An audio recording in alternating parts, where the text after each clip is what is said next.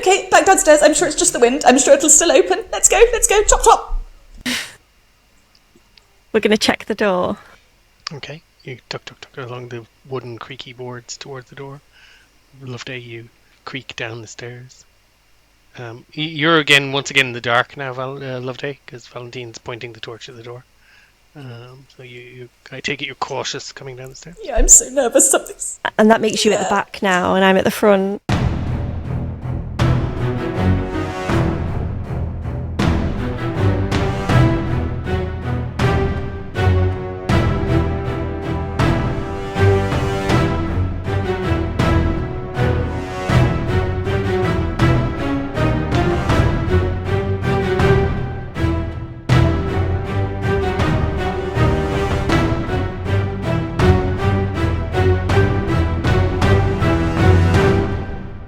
He's the lawyer, Carlyle's lawyer. I figured I'd ambush you as putting my hand up wasn't working. Yeah. Sorry. Ambush you all. Guys, seriously, Guy's been waiting for 20 minutes with his hand up. I think really. He's been really polite, and we've all been incredibly rude. So sorry. Very good. Reminiscent of work meetings. Cut that. Just 50-50 chance that you will. The last thing I need to do is mess my career up with this. Okay, so, yes. Welcome, everyone, to Removal of Masks. We're playing through the epic campaign Masks of Nyarlathotep, published by Chaosium. Love to see you all back. A quick reminder I'm legally obligated to give. Any interaction is greatly appreciated. Hit like, share, or subscribe. Definitely subscribe. We have quite a few viewers and not quite as many subscribers. Or drop us a comment and let us know how we're doing. Any comments are welcome, whether they're explaining how we're making mistakes, what's wrong, what's right. Just no spoilers, please. Our investigators are in the Big Apple and are continuing their investigations, trying to trace down myriad threads. For now, we're going to kick off, and let's see if we can get through an icebreaker without laughing too much this week. So, for icebreaker this week, I'm going to start with probably the outlier in this particular question, and that is Loveday. Talk to us about how was Loveday's childhood? Tell us a little about your childhood. Well, it was wonderful. I had everything I could ever want. I rode my pony in the afternoons. I studied languages and the arts in the mornings, and we went to London fairly regularly. I loved to visit all my friends there. I just, yes, I would count it as fairly idyllic, frankly, as, you know, a very standard childhood in many ways. Fabulous. Not an outlier at all in that case. Okay, and so let's go to Michal O'Sullivan. How was Michal's childhood with his riding his pony and etc.? No, there was no riding ponies. Maybe a little hack across the fields. Milking cows and shoveling shite. That's what it boiled down to. All the older brothers and sisters were in America. I was the last one left on the farm, and that was it. We used to raise a few chickens, but you couldn't afford to eat them, just for the eggs, you know.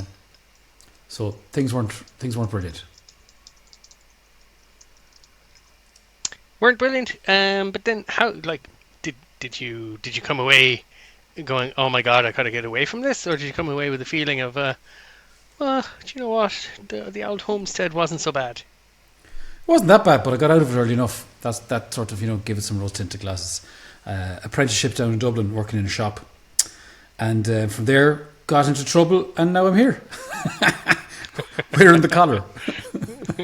things cascaded quickly. Yeah. And going over to someone who might have a completely different perspective, how about Ruby Fontaine, the young socialite?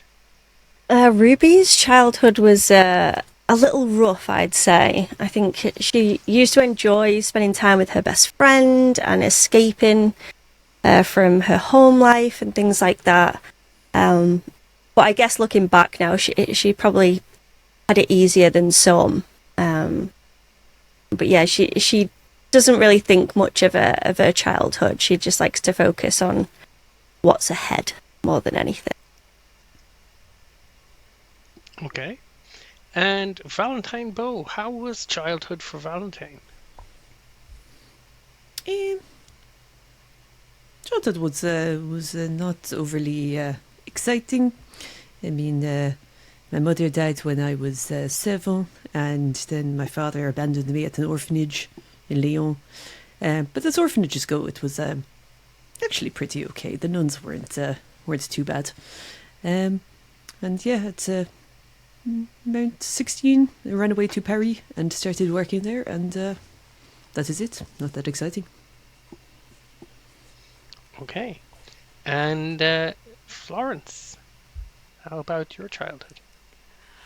I think that Florence grew up with wealthy enough, middle class, comfortable, I think very intelligent parents, but maybe not particularly affectionate. I think education was strongly prioritised, but maybe not so many hugs. I think that's the sort of environment that Florence grew up in. At least that's what she tells everybody. Okay. So, yes, let's get cracking. If you guys maybe want to quickly compare notes, I know you were getting into a bit of a recap of the planning there as we started recording, hence the quick ambush, so we could get some of that on video. Why don't you do a little bit of a recap among yourselves of how the last session went and what you're planning to do at the on this Monday morning as you wake up? Maybe you're over breakfast having a chat about the previous day. Are we in Loveday's? You are. You may not have all stayed there, but you are regrouping at Loveday's house. Right. Well, I'm going to fill my pockets I with was croissants wondering again. if we were. I was wondering if we were overstaying our welcome here, but no. Catherine doesn't seem to mind. They're just thrilled I've made some proper friends. Yeah. Oh. All right. Does everybody know what they were doing today, or should we do a quick recap? Yes, not that I wasn't paying attention yesterday, of course, but maybe if everyone could just run the agenda past me one more time, and, I can check the driver's ready to take us wherever we need to go. Well, myself and Florence are heading out to Arkham, I believe. I don't know how we're getting there, though. We hadn't made that, but I think is there a train or some form of public transport I thought we'd looked into previously? You were going to drive down. Drive down. Okay. Yeah. That was when Valentine was going. Sorry, this is the keeper interjecting again. I'll butt out in a second. But I do remember when Valentine was planning to go, you had a plan for Valentine to drive. However, now that it's Florence and Michal, I'm not sure. Is that plan still continuing? Because it'd be very difficult for Valentine to drive you down to Arkham while being in a lawyer's office at the same time. Well, I can drive tractors and jeeps anyway. Yeah, I mean, it can't be that hard, right? Have we got a car, like? Why don't you take Loveday's drive here, and I can, do any of the driving that we need in New York? I mean, there's better public transport here than there would be en route to Arkham. Loveday is called away momentarily by a tap at the door. Well, Grant, if she doesn't mind, see why in Discord, Loveday. Grant, I mean, we can drive on down to Arkham if your man doesn't mind taking us. Be quicker. Yes. What about the rest of you? What are you going to be at? Well, we have a few things to check off. We need to find Bradley Gray, who was Erika Carlyle's a lawyer. Is that what you say? Lawyer, personal assistant, something like that. I think Loveday said that you would be the best person to talk to get access to her. And I think that's pretty important. And then I said I was going to call that prison Sing Sing, strange name, and see if we can speak to Ilton Adams. I mean, I don't know what he can tell us really, but may as well. You know, Rebecca Schosenberg made such a big deal about him being innocent that it's worth, following up on. One thing I was thinking, if you're going to be chasing Erika Carlyle, is that, like according to the newspaper reports, as soon as the bodies were found, she came straight back, right? But there was no sort of real proper identification of the body. She, as far as I know, she hasn't kicked up much of a fuss since. And when Jackson discovered that some of these buckos might have been still alive, we have no evidence that he was in touch with her.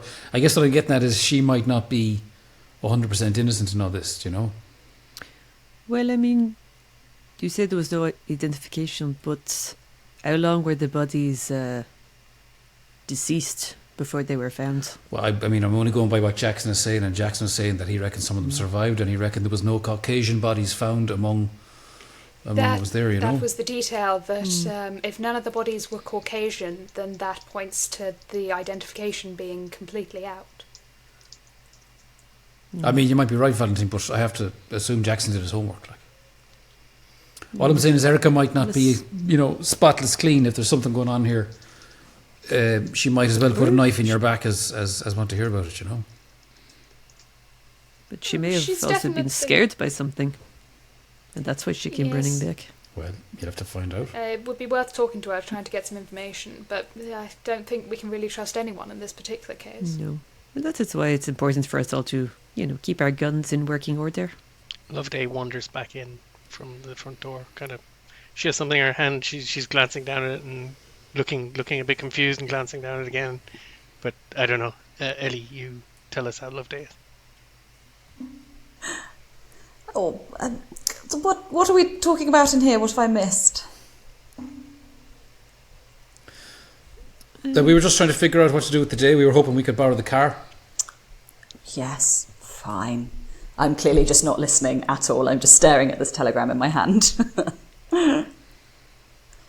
So, Is everything okay, Loveday? well, yes, so do you remember the other day when you were all terribly worried I'd been abducted or something, and I just went to a meeting? Yesterday. Sorry. Yesterday. Yes, so I've had a telegram from a chap I met on Saturday. Madari, I think I mentioned we had a business meeting. I was going to put him in touch with my father.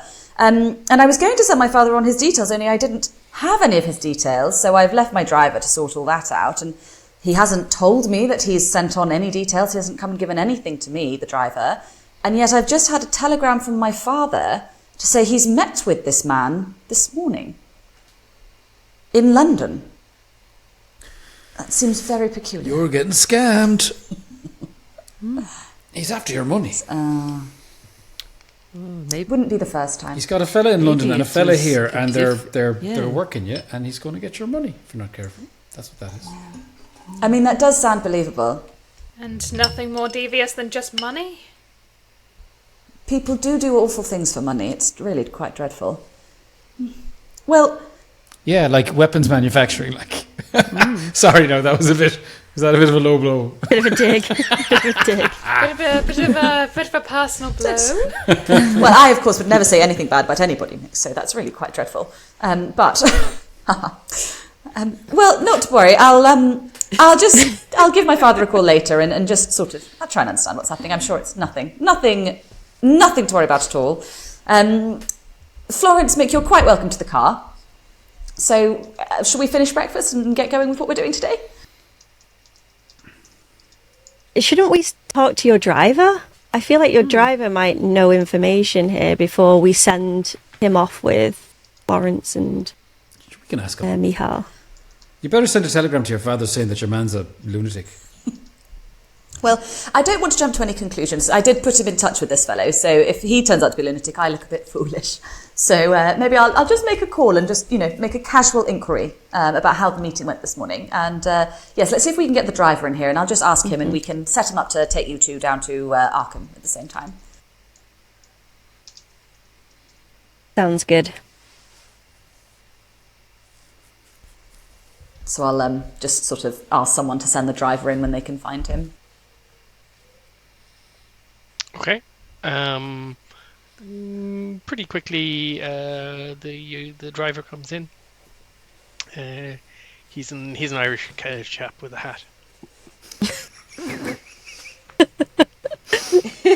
See, Loveday's on the ball sometimes. She remembered exactly who our driver was. Morning, miss. Good morning. Now, not to worry if you haven't, but do you remember yesterday I asked you to find some details for that fellow I went to see on Saturday? Did you manage to get hold of them and send them on to my father by any chance?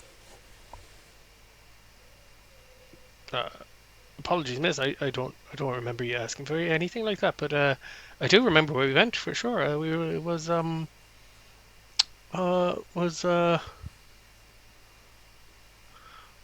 you know what? I don't remember. I thought I did. Oh yes, it was. It was down Manhattan, near to Harlem, and he gives you an address. Well, thank you. I'm just going to write that one down, and this time, if everybody could just watch, I'm going to put this in my pocket, and we must remember to revisit that later, all right, everybody? I'm not worried. I'm not worried at all. I'm sure it's fine, but we will look into it, all right? Or what Sounds we could good. do, We got you. we could go there right now and see if he's there, because if he is, then that means it wasn't him who met your father. Oh, yes, that's not a Good scary point. prospect at all. Well, if you don't mind delaying the trip to Arkham by an hour or so, I'm sure it won't take long.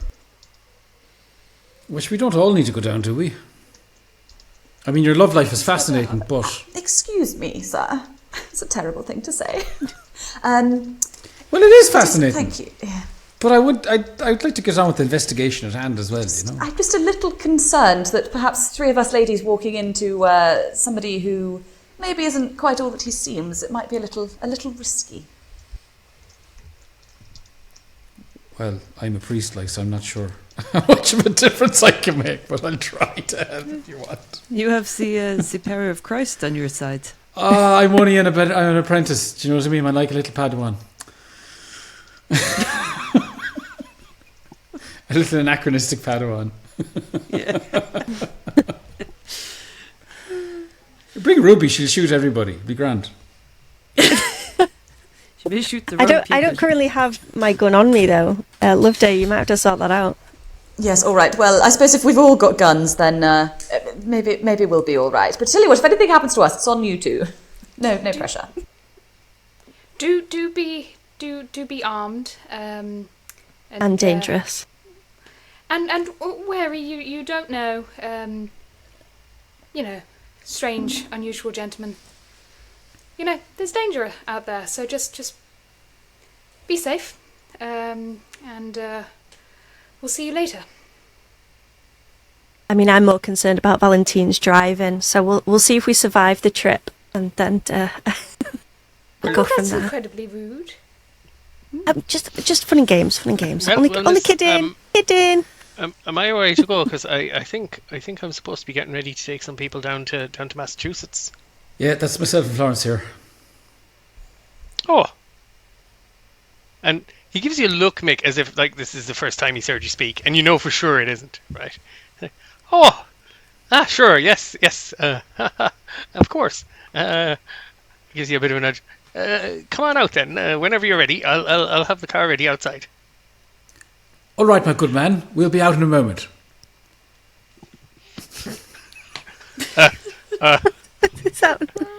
Right. And now he's looking like, oh shit, was he winding me up? Is that not his accent? Oh, he's super flustered. What age is this guy? Now, Loveday, you've done all this kind of stuff in your past. He's about 19, you'd say. Loveday, you've done all sorts of things like this when you were young. Yeah, messing with the help like this is really, really not nice. I'm not his boss. No, that's Loveday. There's no commentary from the keeper to you. Loveday is just probably quietly passing through. Mick's just got a death stare when he next turns around, but she's not going to actually say anything. He scurries off to get the car ready. Well, that was fun. I guess we go. Now listen, be nice to the poor young man, all right? He's doing his job, and we're very grateful to him, all right? Both of you. I'm looking at you, Mihal, but both of you. It's all right. I think he was from Cork. I had to give him one quick wind up, and I'll be nice to him from now on. We'll be incredibly polite. Well, I know you will. I that's trust not you what I both. meant, but I will. Florence, you can just be polite enough for both of you. I'm sure it'll be fine. And listen, It'll balance out. good luck. We're looking forward to hearing what you find out. I think we already figured we're going to find nothing out, Florence, didn't we? Did we already kind Yeah, I think this is a dead end. But it'll be nice to have a break. Dead end. Okay. So the two of you head out and get in a car and set off on a nice long drive down to Massachusetts in the pretty dodgy winter weather in 1925 New York January. It's pretty cold still, but it's quite a bright day. Not not so bad right now. So you'll be a couple of hours in the car. So we'll come back to you guys in a little while. Okay. And Loveday and Valentine and Ruby, you guys let me know what you're going to do. Valentine is going to take another car and drive you round to this address in Manhattan. I'm very sorry to interrupt. So, should we do luck rolls? I've just remembered. Very good. Let's do the luck rolls. Yeah. Success for me. No good. I do feel slightly like the luck police because I remember every time and I'm like, I shouldn't say anything. I look too keen. Give me the luck. Brilliant. I'm so happy somebody does. I am notorious for forgetting the luck checks. Dakara, you're too lucky. Gosh, You're using up all your good luck with your critical success. we're all feeling lucky today. You're a lucky bunch. This will be the last Everybody's feeling super lucky today. good set of rolls we get. Nothing could possibly go Yeah, wrong. that's it. We're going to fail the whole rest of the session. That's going to be it. That's how it goes. That's how it goes. It is Lexington Avenue is where you're going. And you head on down. And we will say you make it pretty quickly. You pull up outside this same building, Loveday, as you give Valentine directions. And if you remember the description, it's a kind of nondescript building. Obvious that several different facings have been put up and taken down. There's different sets of holes over the kind of the single narrow regular door, like a shop door. It doesn't have a kind of fancy glass front or anything like that. It's just a regular door that's had various different fascias over the top, naming the business. But there's nothing over the door at the moment. You can't quite recall if there was yesterday either. You go up to the door. Yes, Sorry. Now the traffic. I would say you've come over reasonably late in the morning, so it's not rush hour traffic. So you've managed to negotiate and avoid the worst of the New York traffic. Icy conditions as well as keeping a lot of people off the roads. So there's probably a bit of space, Valentine, to park the car if you want to go in as well. How do we want to play this? I say we all go I together. wouldn't mind some backup. I don't mind telling you both. What are we going to say to him? Are you just going to, pretend you've heard great things from your father, or what are you going to do? Well, if he's here, then we have quite a problem because he's also supposedly in London. So something fishy's going on. So I think I'd like to try and catch him in a lie, and I'll approach it like I know he's sent somebody to meet my father, and just see what he says, I suppose. Okay. Sounds good. We'll play along. Everybody have their guns. Yeah, I'll hand Loveday, Ruby's back. are you going to pass yours over? There you go. Thank you. Thank you. Gun in pocket or gun in hand as you get out of the car and march up to the door like gangsters. Pocket. Handbag, technically. Yeah. Probably Probably gun in. Just strap it to my Gun leg. tucked into the back of the belt. Okay. So tucked in pocket, or tucked in belt? Did you say? Do we all have to put them in the same place? No. No. Just making sure they're not in hand. Okay. So you head on up to the doorway. There's no bell. There's no signs. There's no little handle for a ringer or anything.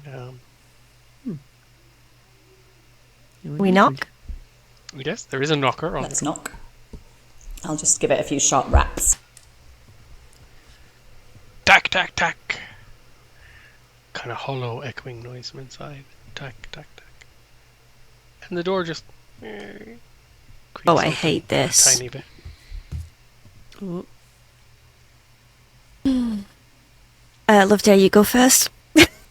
Okay, I suppose Actually, we should hide behind Valentine. technically this is my nightmare, so I'll go first. Don't you worry. I'm feeling extremely brave. And now I am going to have my gun in my hand. Okay, so you walk in. It's quite dark in here. There's only a little bit of light coming in through the east-facing door. Tall buildings either side. You're not getting much daylight. The corridor is quite narrow. It's quite a confined space. Lovely.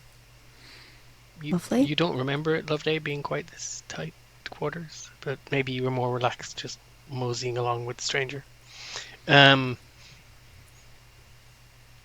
Corridor just goes straight to a flight of stairs. Kind of old, creaky wooden stairs. They're not. You remember it as being more like a business, a place of business, than this is like a abandoned building almost.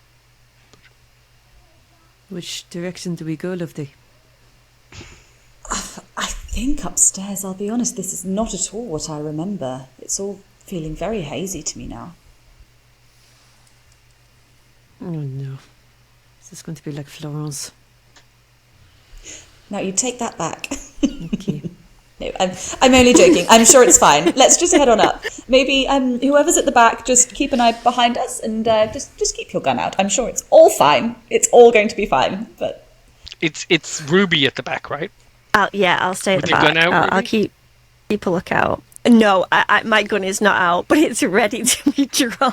And behind the other two. You want- I will. Yeah, I I will don't take want any my. fumbles. I will take my gun out as well, just in case. Okay. And Loveday, you proceed up the stairs.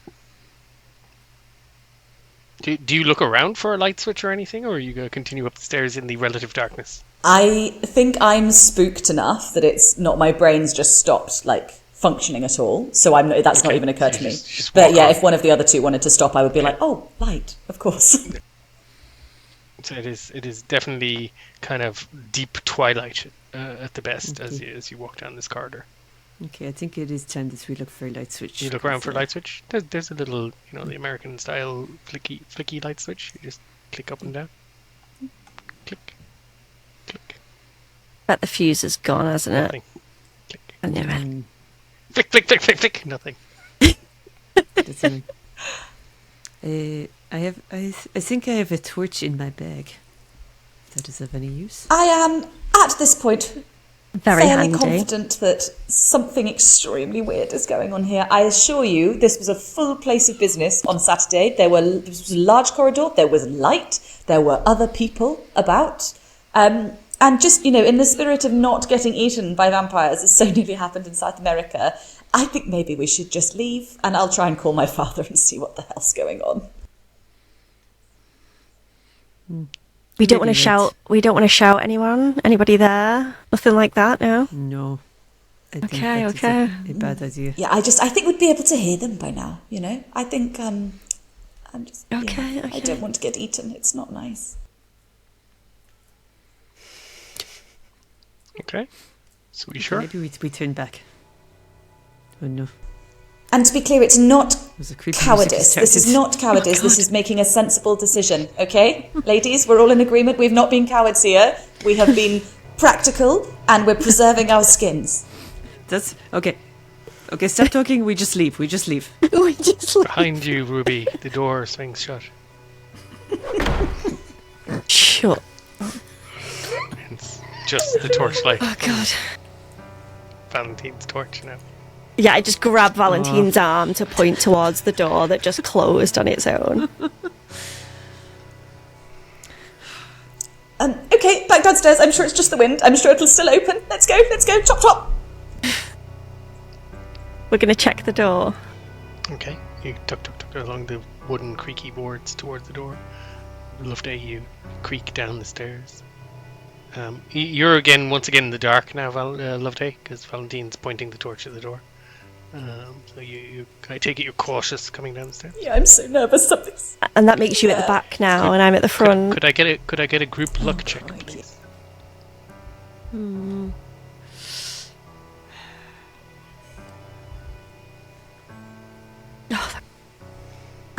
Hard success. Success. No, I was group luck smashing check. it. Whoever has the lowest luck rolls. Extreme success for me. Oh, what? Okay, so let's see, 73, 61. So Ruby, hard success. Okay. You reach the door, Ruby. You grab the door and you pull it open. There's a gust of kind of cold air in off the street. Bit of flurry of snow. It seems darker out in the street than it was when you came in. Loveday, you reach the bottom of the steps. Valentine's already almost to the door. You're at the end of the corridor at the bottom of the steps on your own. Do you wait and just mosey on? I'm moving as fast as I can. Are you catching up without running? I am power walking. Okay. Okay. So Loveday catches you up, ladies, as you step out into the New York street. The wind picks up, catches your scarves in your hair, and whisks them past you into flurries of snow. You see dark clouds gathering overhead. You turn and look toward the car. The car is still sitting there. Other cars are starting to pull up on the street now. Nothing is pulling up outside this building, but you see other cars parking and letting people out, pulling up, letting people out, or parking outside other businesses, and general footfall is starting to build up a bit. But do you continue on getting in the car, or you think twice and kind of pick up your courage now that you're in the cold light of day? I think if it's all right, I'd like to, if I can see somebody sort of clearly heading to go into a neighbouring building, can I call out to them and say, "Excuse me, do you have a moment? I have a question about this building." Could you all give me listen checks, please, as Loveday calls out to somebody? Excuse me, do you have a moment? Sorry. I've just pressed luck by mistake instead of listen, sorry. That's okay, go for it. Give us I listen. got extreme success on the listen check. Jeez, the rolls today. I failed.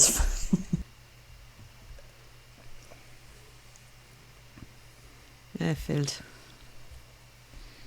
Okay. Loveday, sorry, Ruby, you hear screech of tires from down the street behind you. They spin to look. Okay. Can I see anything there? There is a car hurtling down the street towards you. It's a Hudson, you think. Can I grab the arms of both the girls and just pull them back? You can. What are you doing? There's someone here. There's someone here. Where? You grab the ladies and start trying to pull them back? What's your dexterity, Ruby? 85 on dex. Oh, okay.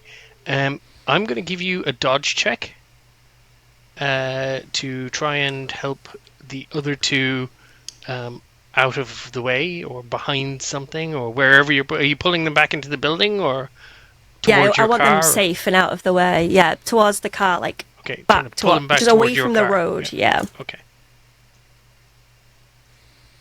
Success on the dodge. Okay. Just a regular success? Yeah.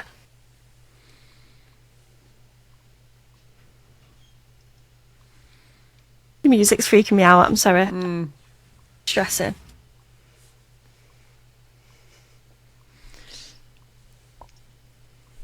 Ooh.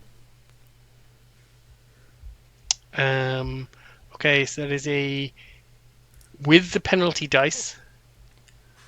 There is from you successfully dodging. Okay. The person shooting out the window of this car manages to get a single hit, and it is the first shot. So it is God. on Ruby. As you shot. grab the other two and I took a bullet for you guys. haul them It's to okay. one side, bullets just ping, ping off the side of the building behind you, and one hits you, Ruby. You take 5 points of damage. Sorry, I've never done this before. What do I do? So on your sheet, Is it off hit the points? hit points? Yep. And what's the number beside major wound?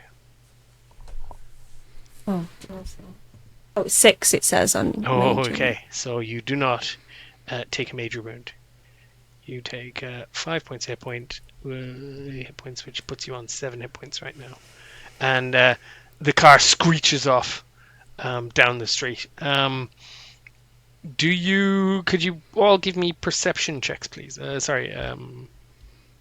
Spot hidden checks, please.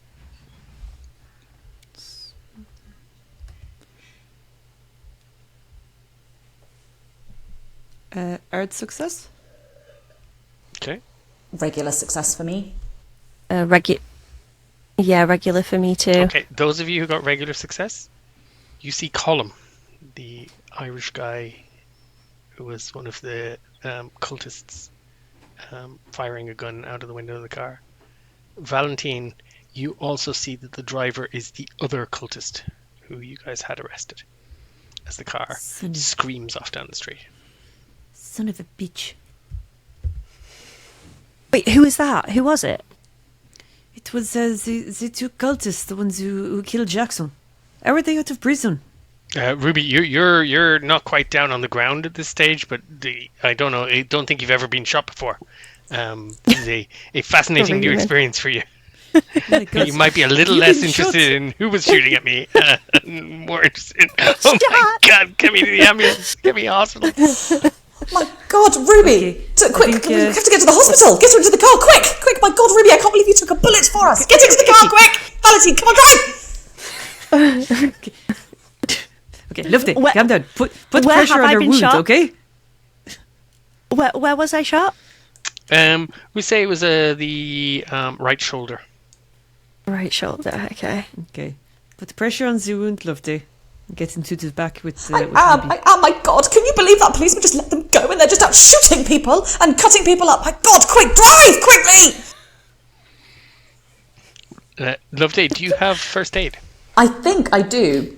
Please. Because I think I improved it during the break. Yes, I'm going to roll first aid. Hard success, baby! Yes, God bless. Okay, roll a d3 for me, please. Oh, sorry, is that just a d6 I halve? Yeah, d6, and it's 1, 2 is 1, etc., etc. So that is a 3. So, Ruby, you get back 3 hit points. Ruby, Valentine is looking at the wound.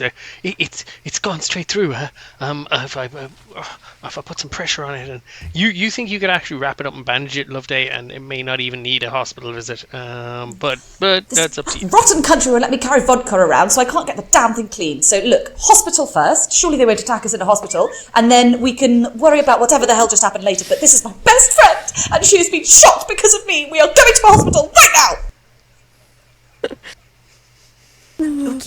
Okay, into the car.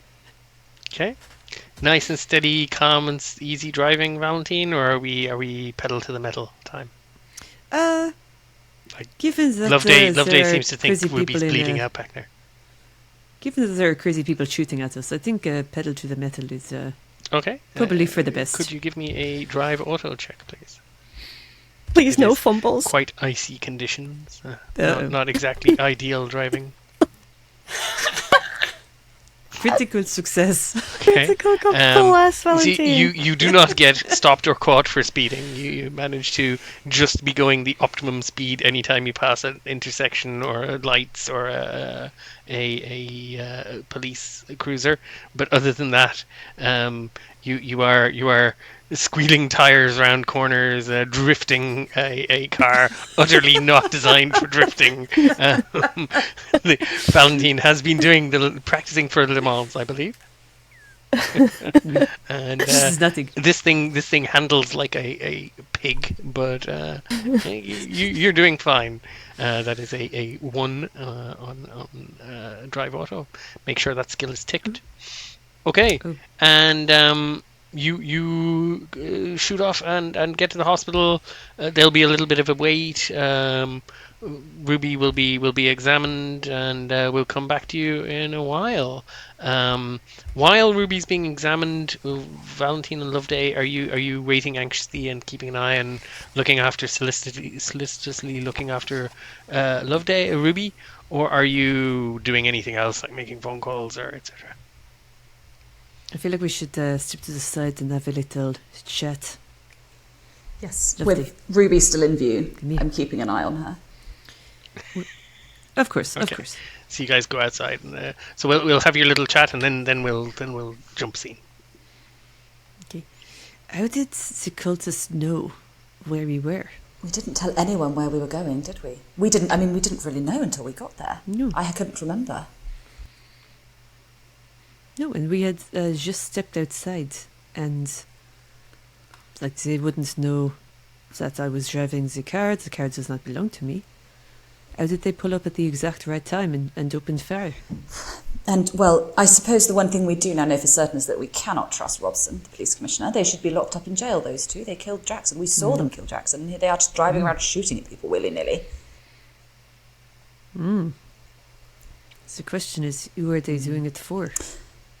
Themselves or somebody else? I'm so sorry for my terrible memory. Above the table, has Florence mentioned to us anything about her missing time yet? I explain. Yes. Yeah. I am so sorry. I will start taking Yeah. notes at some point. You've had that. Definitely, no. You've had that. The others got a detailed explanation of it. You only got very brief cliff notes as they were trying to explain to you why she was concerned.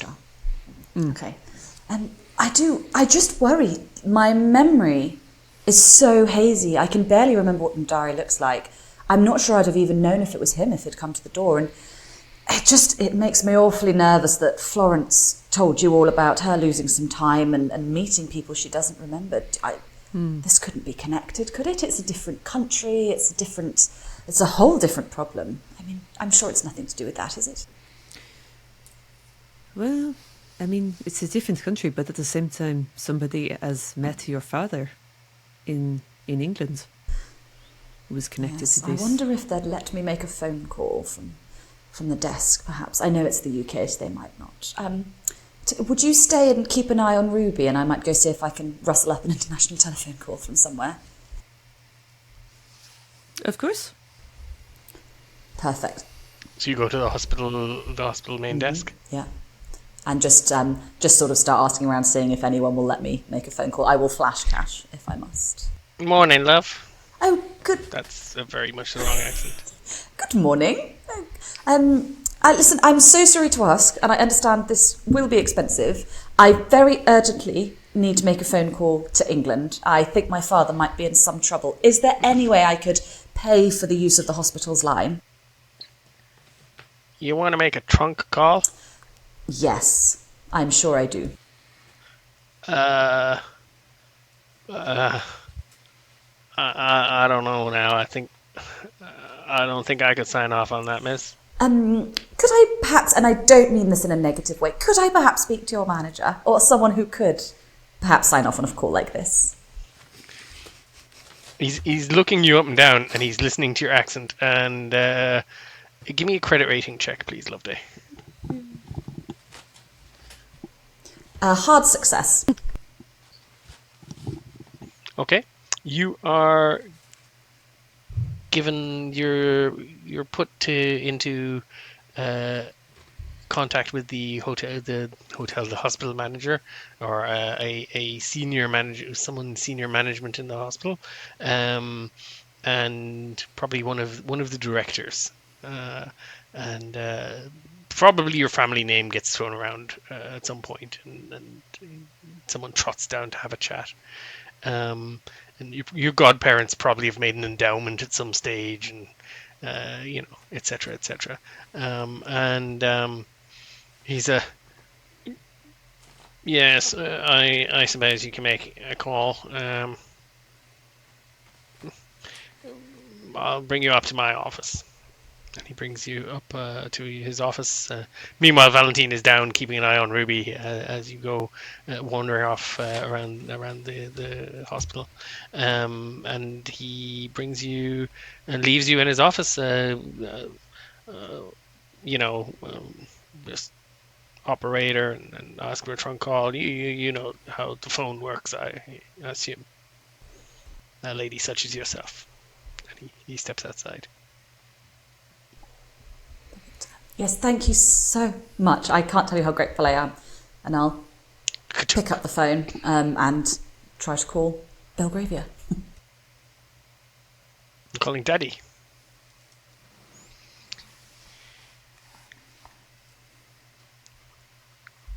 Good afternoon. Hello, it's Loveday. Is my darling papa there? Please say yes. Apologies, Loveday. Your father's not here at the moment. He's gone off for a business meeting of some kind. Ah, yes, I believe I know who he was meeting. How long has he been gone for?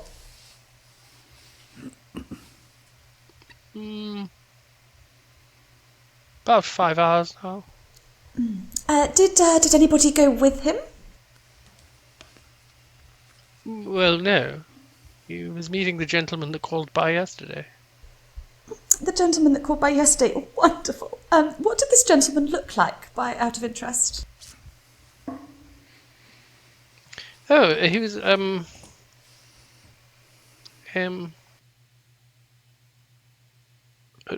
you know? It's very peculiar. I can't quite recall. There's a card here somewhere. Here, I have a card. Mr. Madari, Makunga Madari. African gentleman. Yes, that's that. But you can hear, you know this person, you can hear the tone of voice. He's not saying African gentleman because he remembers and he's describing him. He's saying African gentleman because he's just read the name and he's going frantically scrabbling for who could it possibly be. Yes, not to worry. I'm sure that's fine. Did my father say where he was meeting this gentleman? Oh, I think they were meeting in the city. Were there any more specifics than that? I don't want to alarm you. No, I'm afraid not. Is there anybody who might know where he went? Did he take a drive? Well, of course he had a driver. Did that driver Williams. report to anybody where they were headed?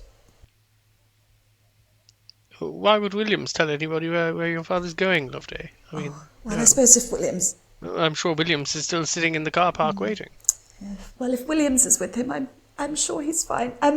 Now, I don't want to alarm you. I may have got... Why would he not be fine? Is there something wrong? Well, I don't really know how to say this without sounding like a complete fool. There's something going on here in New York. I'm sure it's all fine.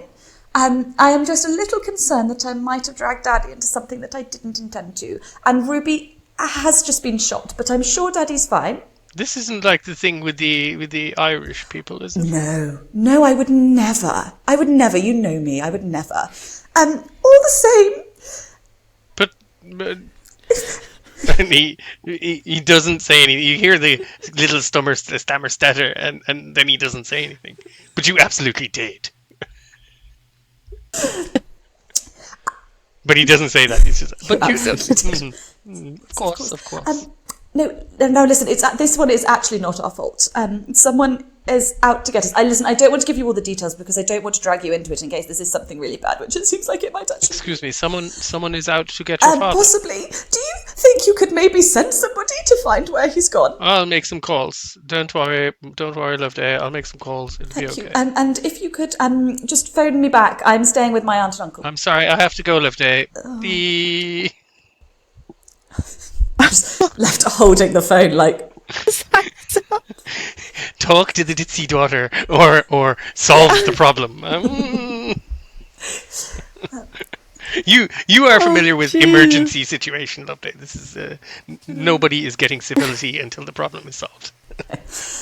Well, I'm feeling happier than I was 5 minutes ago because I've made contact. They are now on the case, and I know they will take this seriously. So I'm just going to very gently put the phone down. I have not really any concept of how much a call actually costs because my godparents always paid for everything. So I'm just going to leave a $5 bill on the desk and leave the office and go back down to find Valentine and Ruby. Okay.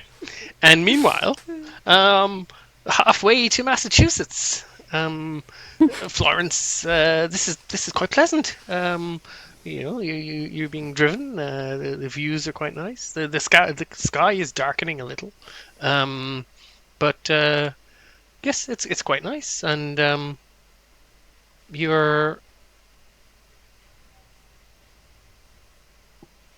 it's good to have a change of scenery. You're feeling a little better. Obviously that whole palaver yesterday was a storm in a teacup, and well, just look at the beautiful frosty landscape. And Mick, sure you've seen the west of Ireland. This isn't much. It's grand. Well, it's more beautiful than Birmingham, so better than what I'm used to. Is that where you're from, actually? Yes. All right, okay. I didn't know that. They talk like this in Birmingham. I'm not au fait with all the English accents. I just presumed you're from London. No, not every English person is from London, Mick. That's very, very discriminatory. Jesus, let's not open that can of worms. I'm teasing. It's grand. It'd be the worst thing I say today. How are you feeling? Is it good to get out of the city? Is it good to get out somewhere a bit calmer? It's calming. Like, we've been through so much stress. Just a nice journey. How are you? I'm brilliant. Yeah. All's good. I wish we'd gone with the gang now. They're probably having wild crack without us. Yeah, I always feel rude cancelling plans, but I'm starting to doubt the productivity of this particular trip. Oh, that's grand. Look, because we have time. This cult isn't going anywhere. They've been around for thousands of years. We can take a trip down here to talk to Anthony. Yeah, he might have some information on cults. Well, he's a cult expert, so we'll give him a shot. He's a cult expert. Maybe he's got some information. Yeah, should be. Yeah. Do you mind if I say, since the old Peru days, you seem very highly strung compared to, like, how are you, I suppose is what I'm saying. Like, we haven't had a chance to talk since you got here because the rest of them are always there as well. Like, but like, you seem nervous a lot of the time. Well, we've been through a lot. It's been stressful. All of that nonsense with the missing memories have put a bit of strain. Right. I'm not sure I was really fully listening when you were explaining about the missing memories now. Oh, so everything was going fine. I was working with my business partner back at the PI firm, and then she told me that I had been having business meetings with a gentleman, and I had no memory of these meetings. And so we had the locks changed, and she described the gentleman, and yes, and then I sort of had a bit of a reaction to the descriptions of the gentleman when Loveday's godmother was describing it. So you thought it could be the gentleman that you don't remember? I thought it could be the same gentleman, and she didn't remember, and that bothered me, and I think it's stripped because I think these people might be dangerous. And I had a dream. I know I had a dream, but I dreamt about this man, after the mask in Peru, and then I saw him when I was awake. So I'm very suspicious of the whole thing. Yeah. Okay, but you haven't talked to anybody professional about it, or? No. I'm fine. Okay. Well, no, I haven't. I've kept to working, and I think that there is a real explanation of this that's not just I'm losing it. Well, mental health is a very real issue, so I wouldn't necessarily dismiss. There's also early onset Alzheimer's. There's all sorts of reasons why you might be forgetting things. You need to look after yourself. I appreciate your concern. I've annoyed you again, haven't I? Yes, you have. I wanted to reassure you about on the mask front, because I know that thing made you awful nervous. There's the Catholic group called the Maronites, and they deal with that sort of thing, like the foreskin of St. John and all that sort of stuff that turns up from time to time to cause trouble, and they take care of artifacts like that, and so I wanted to reassure you that you don't have to worry about it. Well, I appreciate that. I appreciate that you're handling it. I'm not going to be handling it. Away. I'm not.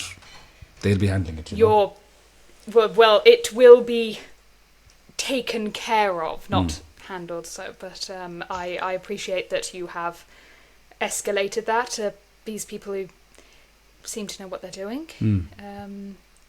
Is there anything else about them that you can tell me besides that? No, I think it's probably better if I think it's probably better if you don't know anything about where it is or who they are, to be honest with you. It's gone. That's it's gone. I just wanted you to know that it's gone and you don't have to worry about it. It's gone. Yes. We should focus on thank you. Is that all right that it's gone?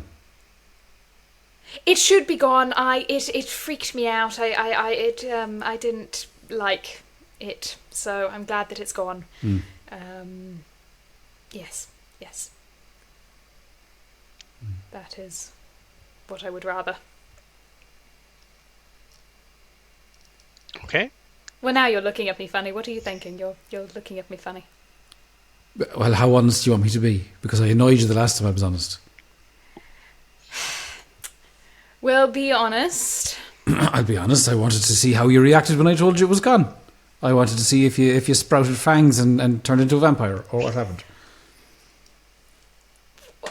I had a bit of a spook and a lost memory. I'm not. But it was a very strange artifact, and it had a very strange effect on you. And then somebody else transformed into a tentacled monster. So I'm just assessing the situation here.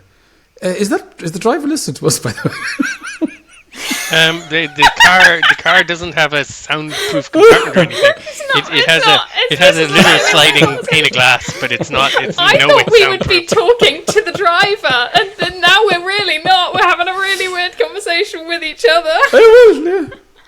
Weird times. Yeah, weird times. Weird times. Fixed stare ahead at the road.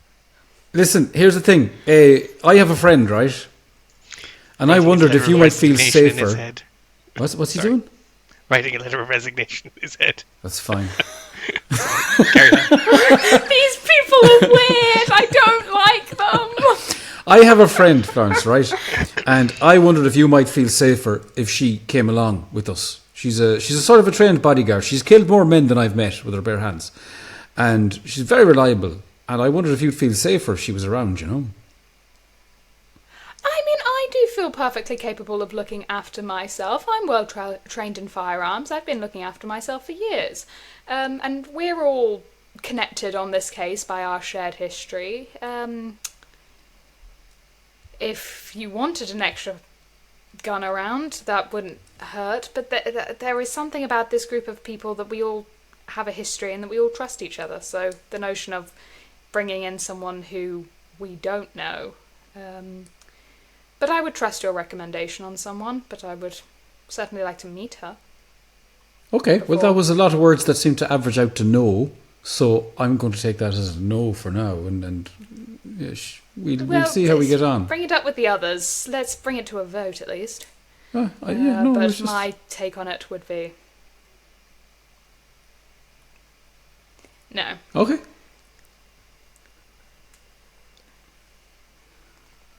Could be for the best. I wasn't completely honest with how reliable she is. But yeah, we'll see. We'll put that one in the back pocket. Yeah. Okay. So, we say another hour or so passes, and you arrive down in the quite attractive and picturesque town of Arkham. Are you going to the university, or are you going directly to Cowles' house, which you have the address of? Because, or are you going to the Grafton Diner where he said he was going to meet you for lunch? That was it, wasn't it? Oh. Or do you go to his house first and join him yeah. there and bring him to the restaurant? It's lunchtime. Is it lunchtime? It's close enough to lunchtime. We said we were going to meet him for lunch. That was the plan. So diner then? Yeah. Meet him at the lunch plans. Okay. So you head down to the I just said it 1 second, I can't remember. The Grafton Diner near the Boston and Maine train station. Okay. And a little while later, a gentleman walks in. I'll throw his picture up now in 1 second. I should have that ready. America. And he walks in. He's accompanied. No, he's not. He's on his own. He's not accompanied by anyone right now. And there we go. That's what he looks like. And we will throw his likeness onto the play area as well, onto the investigator board. Sorry, I think I closed that by accident. Got a big bushy beard.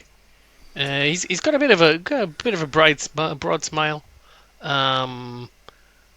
He's definitely seems like he's a kind of heavy set, ruddy faced man. Bushy red beard. And he has a kind of a wide grin. And as he walks in, he kind of gives a wave to the lady behind the counter. Says, Professor Cowles, how are you? Good.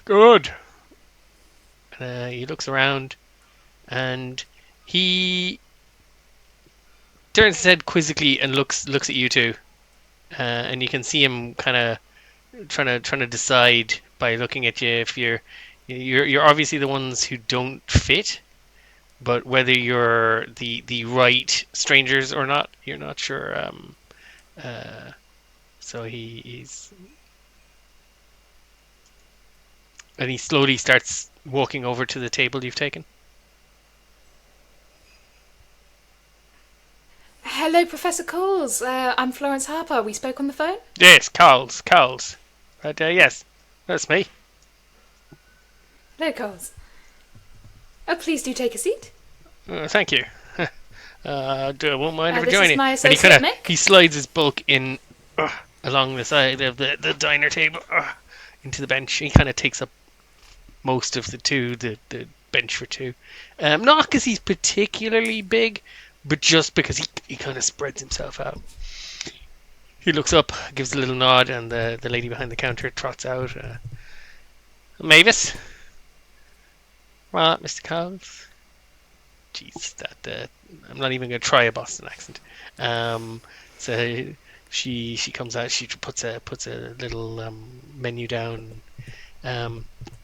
Will you be having the usual? I don't know. Let's see what these are having. Anything strike your fancy? You hungry? I'm always hungry. I'd love an omelette if there's an omelette going. Aha! It's a great omelette. Do cheese and mushrooms and a scattering of capsicum. Oh, sounds lovely. I could also be tempted to an omelette. Fab. 3 omelettes, Mavis. Of course, no problem, Professor. And coffees all round, or? That would be lovely. Very good. She goes off. Shortly, your drinks will come and your food will come. But in the meantime, Cowles sits there. So, Elias, say.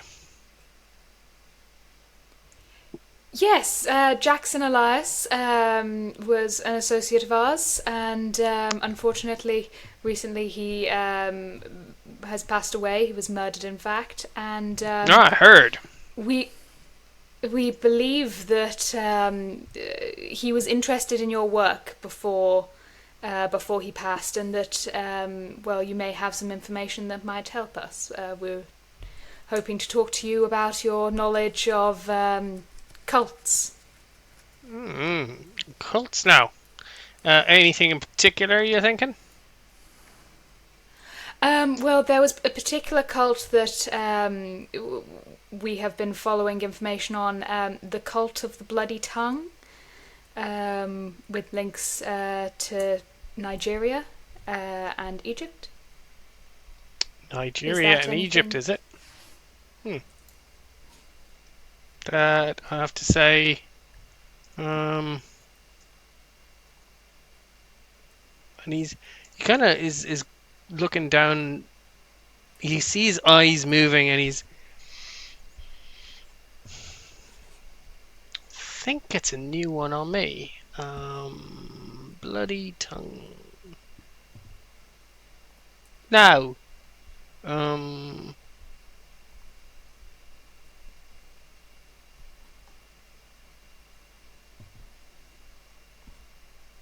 No, bloody tongue. No, that one's not familiar. Plenty of other cults. I can see why Elias would have been interested in me. I've had a look. I've seen some of his books. I know the kind of thing he did, so I can see why he'd be interested in me. Cults all over the place. Death cults, all sorts of cults. What sort of cults do you study? What sort of cults would you have knowledge on? You were running a lecture, the Cult of Darkness. What sort of information was that around?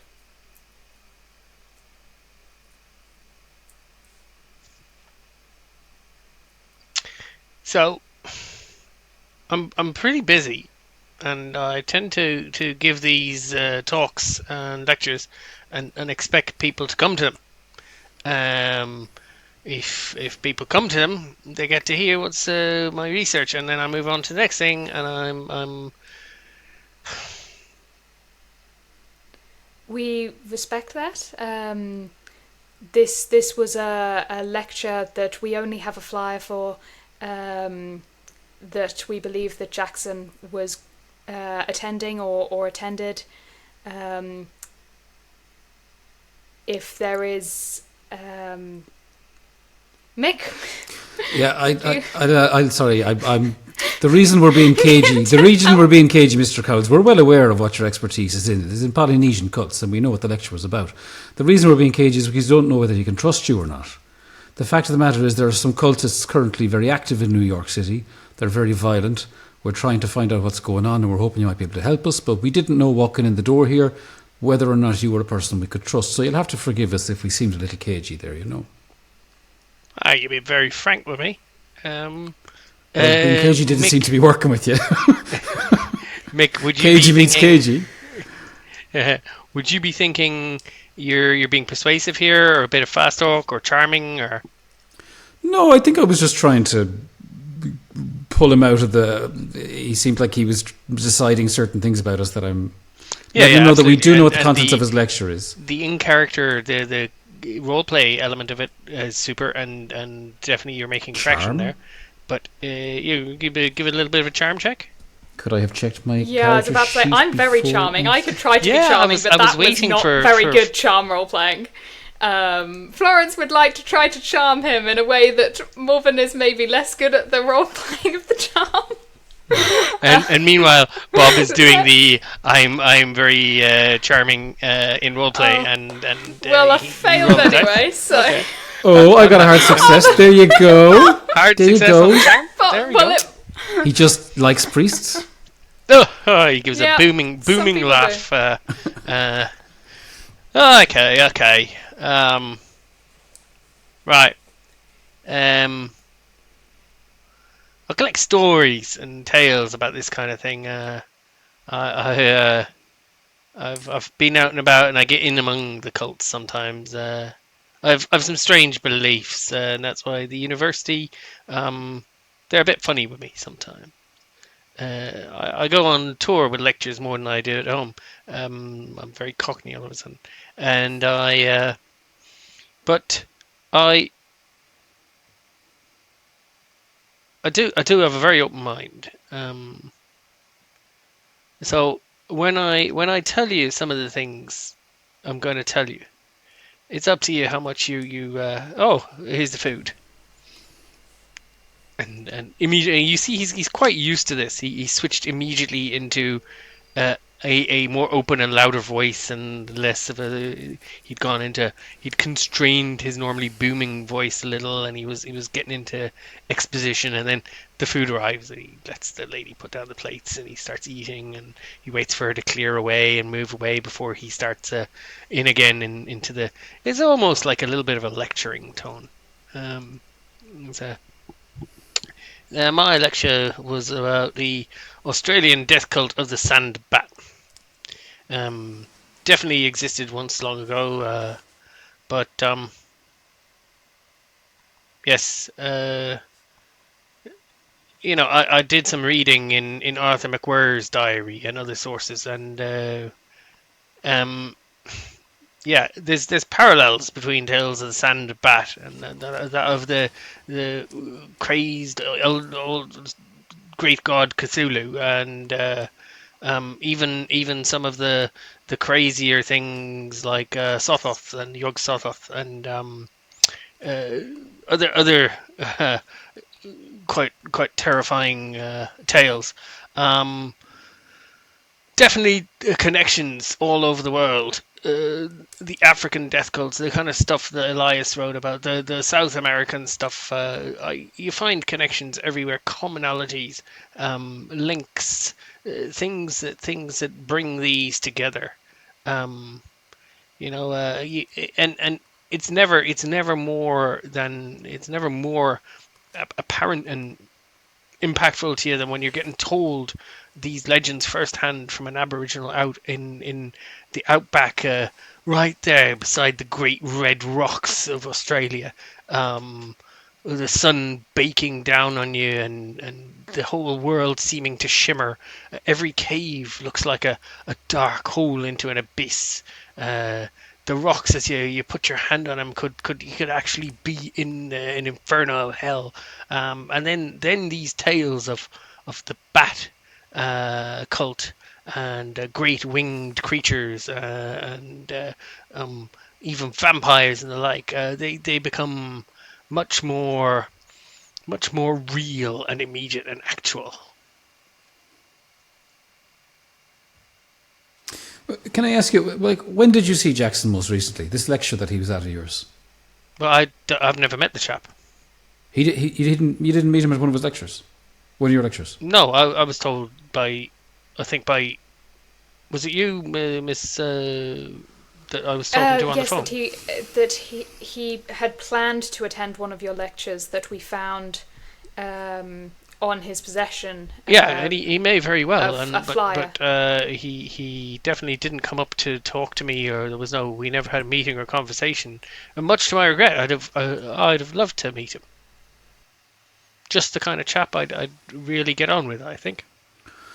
Well, have you ever come across any suggestion that some of these cults might be active in America? Everywhere.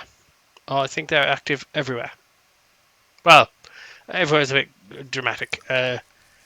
This is something that's endemic. The roots of these are all over the world, and there's a lot that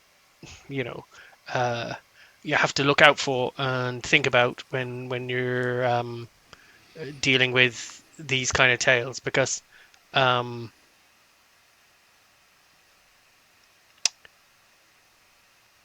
you don't want to assume everyone's occultist.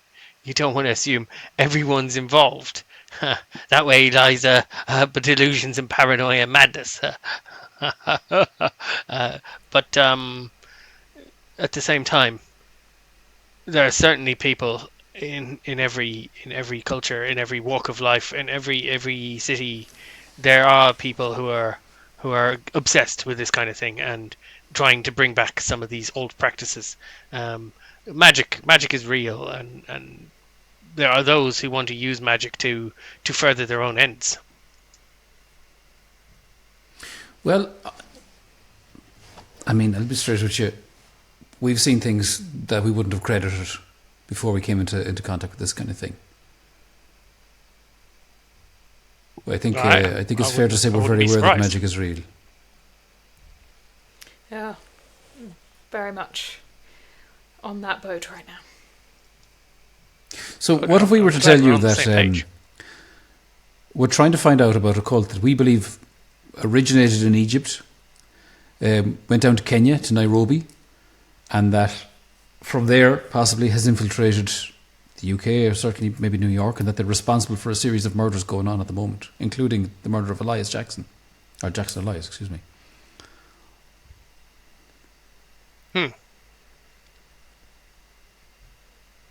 I don't know if I can help you with that specifically, but I can tell you that it sounds very similar to the kind of thing that's going on in Australia at the moment.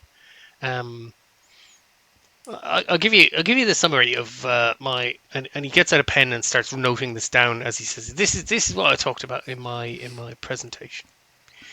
A bat cult once existed among the Aboriginal peoples of Australia, known across the continent, and the god of the cult was known as the Father of all Bats. Adherents believed that making human sacrifices their god, they themselves would become worthy enough that the Father of Bats would appear to them. He would then conquer all men. Sacrifices were run through a gauntlet of worshippers who struck them with clubs embedded with the sharp teeth of bats, covered in a fast-acting poison of some kind derived from fermented bat droppings. An Aboriginal song cycle mentions a place where enormous beings gathered somewhere in the west of Australia. The songs say these gods, who were not at all like men, built great sleeping walls and dug great caves. But living winds blew down the gods and overthrew them, destroying their camp. When this happened, the way was open for the Father of all Bats, and that's when he came into the land. I've a set of photo pictures, and I don't have them with me, but they show sweating men beside enormous blocks of stone, pitted and eroded, but they're dressed and formed for architectural purposes. Ancient, like prehistory, but made for architecture.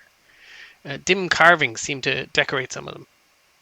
There's sand everywhere, blown by a wind that apparently wasn't even there. I've also collected a story from near the Arafura Sea in northern Australia. In it, the sand bat, or the father of bats, has a battle of wits with the rainbow snake, the aboriginal deification of water and patron of life. The rainbow snake succeeded in tricking and trapping the sand bat and his clan in the depths of a watery place, from which the sand bat can only complain and is unable to return to trouble the people. Now, do you see how that parallels that story Elias had of Peru, of the one god tricking and trapping another god under the land, and it being unable to escape until people help it? I think see parallels as well in some of the material we have about Kenya. There's talk of the god of the black wind. There was talk of flying creatures that came down to steal away the locals. Seems like it's the same story in different told a different way. Places. And that's what I'm saying. It's everywhere. These things we find connections and references to them everywhere. So I've just dropped a little note on the board of basically replicating what he's already told you. but with a little more detail. And I will do the usual, give it connection to the handout in Roll20, etc. later. But for yourselves to review, it's there now anyway. Okay. Can I ask you about this Arthur McQuarrie's diary? Is that something that would be possible to get a hold of and have a look at, do you think?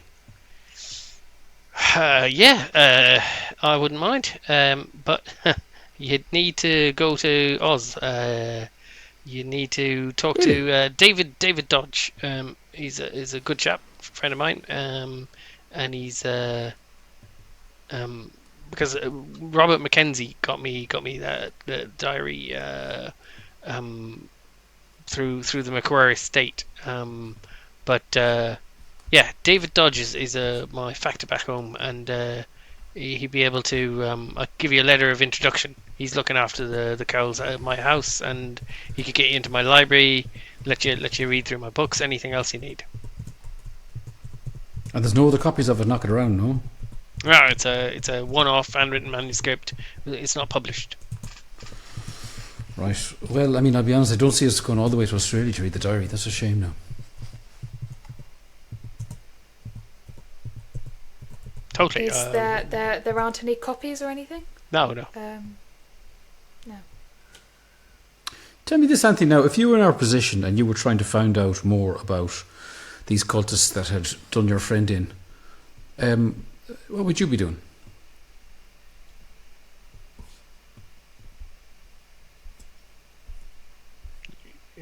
You want me to be really blunt?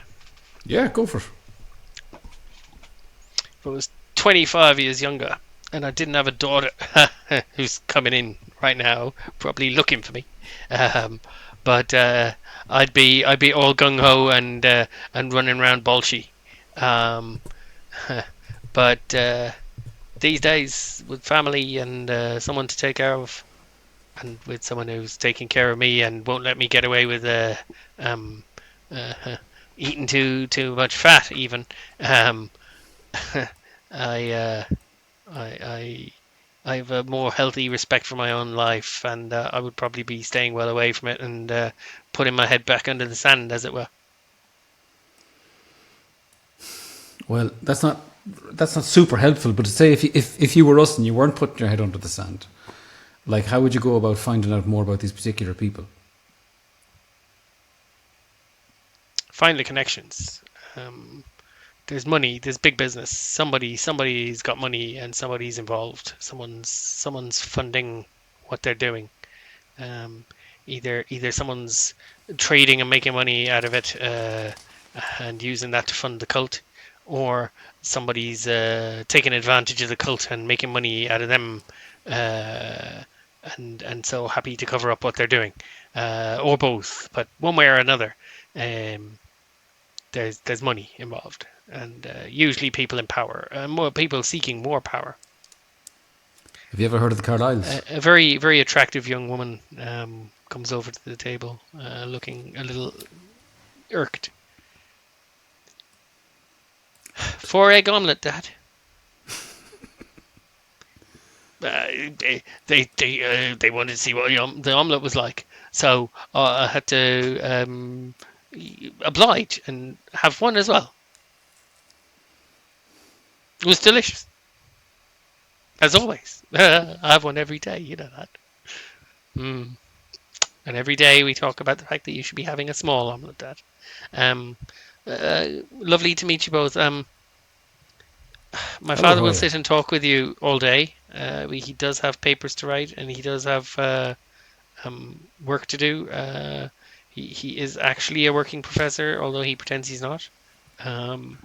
He has other responsibilities beside these wonderful side hobbies and papers that he writes and lectures that he gives. I assume you're tag-alongs of some kind who are excited about the cults or the wild, crazy stuff.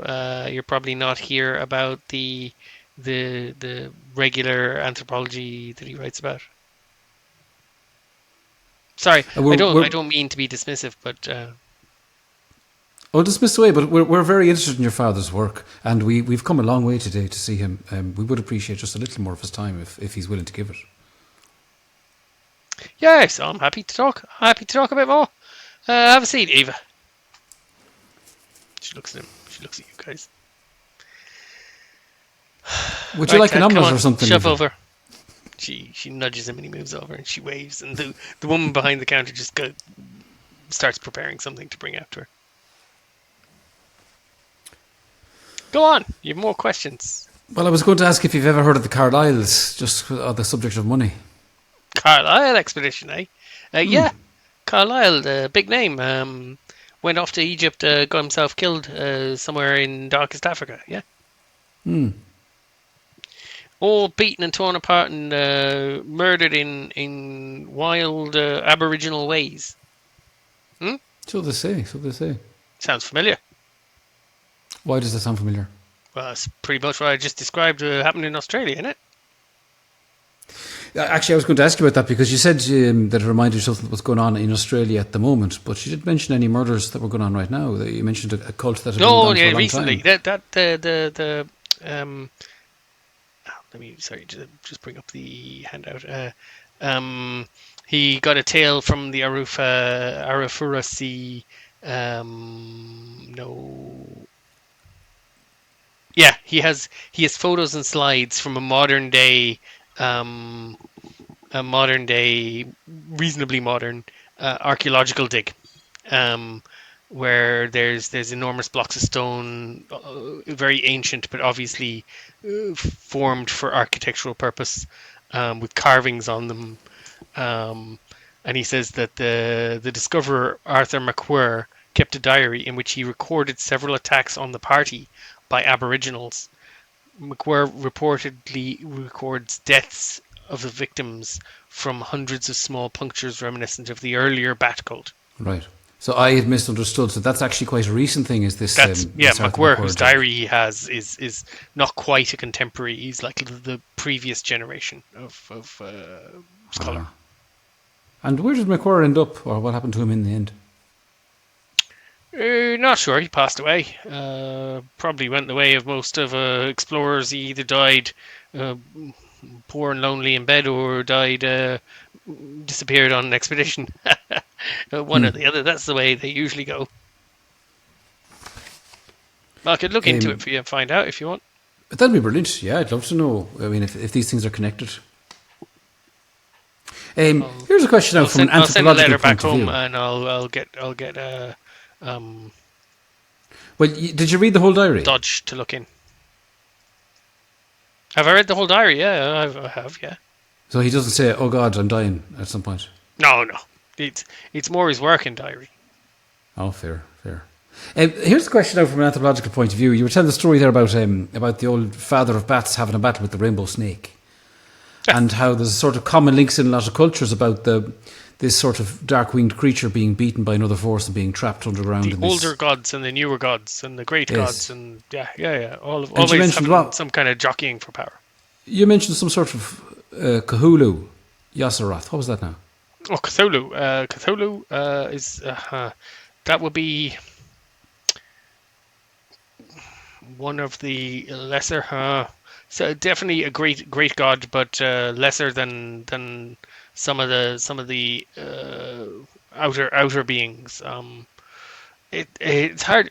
Look, there's a few books you could read if you want to get into this kind of stuff. It's all right. I wasn't trying to get into too much detail on that. I was more thinking the Panape scriptures. There's Panape scriptures. I think the last copy of that I've heard about actually might be in Boston. Was lent to John Scott, University of Sydney's copy. It was lent to John Scott of Massachusetts and never returned. Do you know him? No.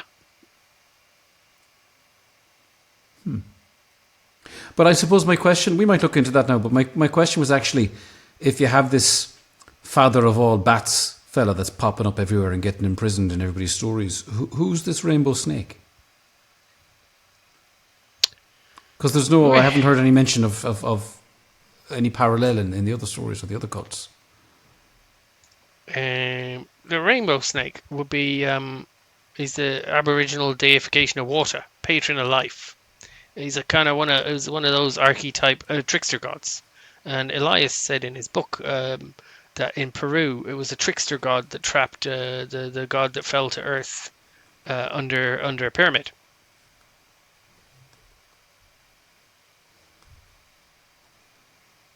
Right. But again, I mean, it's folk tales, right? I don't think he had that. He didn't have any references or citations, so I'm assuming he didn't get that from any published materials. I don't know. We saw a fairly demonic creature now. I don't have any references for it. Sorry. Go on, Florence. You mentioned your contact Dodge, who would be able to look up that you could contact him to look I'll up send him a letter. information. Would you be able to give us his details so that we could contact him rather than needing to go through you if we had any further questions? Yeah, I'll give you his. Well, he's at my place, so I'll give you my address. And now, I mean, it's a good way outside Sydney. It's Port Hedland. Would you have a phone number? Would there be a telephone? We're not on Oh, the phone. no. We're not on the No, phone. okay, worth asking. We're halfway to the outback. Okay, letters then, if anything. Yeah. Letters best. Letters. Telegram letters would make it. not Okay. particularly reliable. Letter is the way to go, or Okay. go in person. Letters. Or go. Well, it may be more likely letters if it's all the way Yeah, of in course. Australia. But yes, thank you for the information. About 7 months from now, we're going back to Oz for a bit. I could always sync up with David then, and if you wanted to, you could come stay with us. But yeah, my house is open to you if you. And Eva's looking at him. Like, no, they're nice folks. If they want to go stay with David, I'm sure he'd look after them, give them whatever they want, show them whatever they need. Dad, come on. No, look, it's rare you find people who've actually seen stuff and have opened their minds a little bit to this kind of thing. Florence, I'm going to ask you to make a check on that skill that we don't talk about, please. Make sure you whisper it to GM. Okay. And Yep. Failure. okay, cool. That's as expected. Nothing he said has rung any scary bells for you or anything like that. Okay. Okay. We will come back to you guys in a little bit. And maybe we'll take a quick break now. Back in New York. A couple of hours have gone by. Loveday, you have been on the phone. You feel a little better, I'm sure. You've gone back down to Valentine.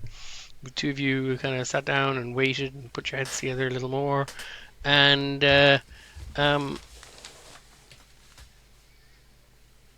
Florence, you are reasonably okay. They've given you 2 stitches, a bit of a bandage, and they've told you, look, whoever looked after this first aid was very effective. You will be okay. It might take a week or so to recover, but just take care of yourself. Don't exert yourself too much. Don't burst your stitches. But see no reason you need to be laid up in bed or anything like that. They've given you a sling to wear. Love that for me. Yeah. That's Ruby, not Florence. It'll really go with my dress. Florence is currently in Massachusetts. If she's managed to get shot, we have a completely different problem. Sorry. I was looking at Morven and saying Florence, and I'm going. I don't remember her being injured. Why have I got the wrong person? Okay. Sorry, Ruby. You are. Okay. Yeah, and you're good to go. You're released into the care of your companions. I owe Loveday a massive thanks for the first aid that she applied there. So thank you so much, Loveday, for everything that you've done. I sort of feel like it's my fault you got shot, so I wouldn't be thanking me too much. Consider it just we're square, and I'm going to find you a really fashionable sling. Don't you worry, darling. Cannot wait. Thank you. Oh, and also, how is your dad? Did you check in with your dad? I feel like you should, considering everything. So I did manage to get on the phone to the house. He went off for a business meeting, and nobody can remember where he went or who he went to see. So that's wonderful, and I'm sure it's fine. But they are alerted. They know there's a problem, and I tell you what, my father's people are very, very efficient when there's a problem. So I'm sure I'll have a phone call. We'll go home this afternoon, and I'm sure my aunt and uncle will have had some good news.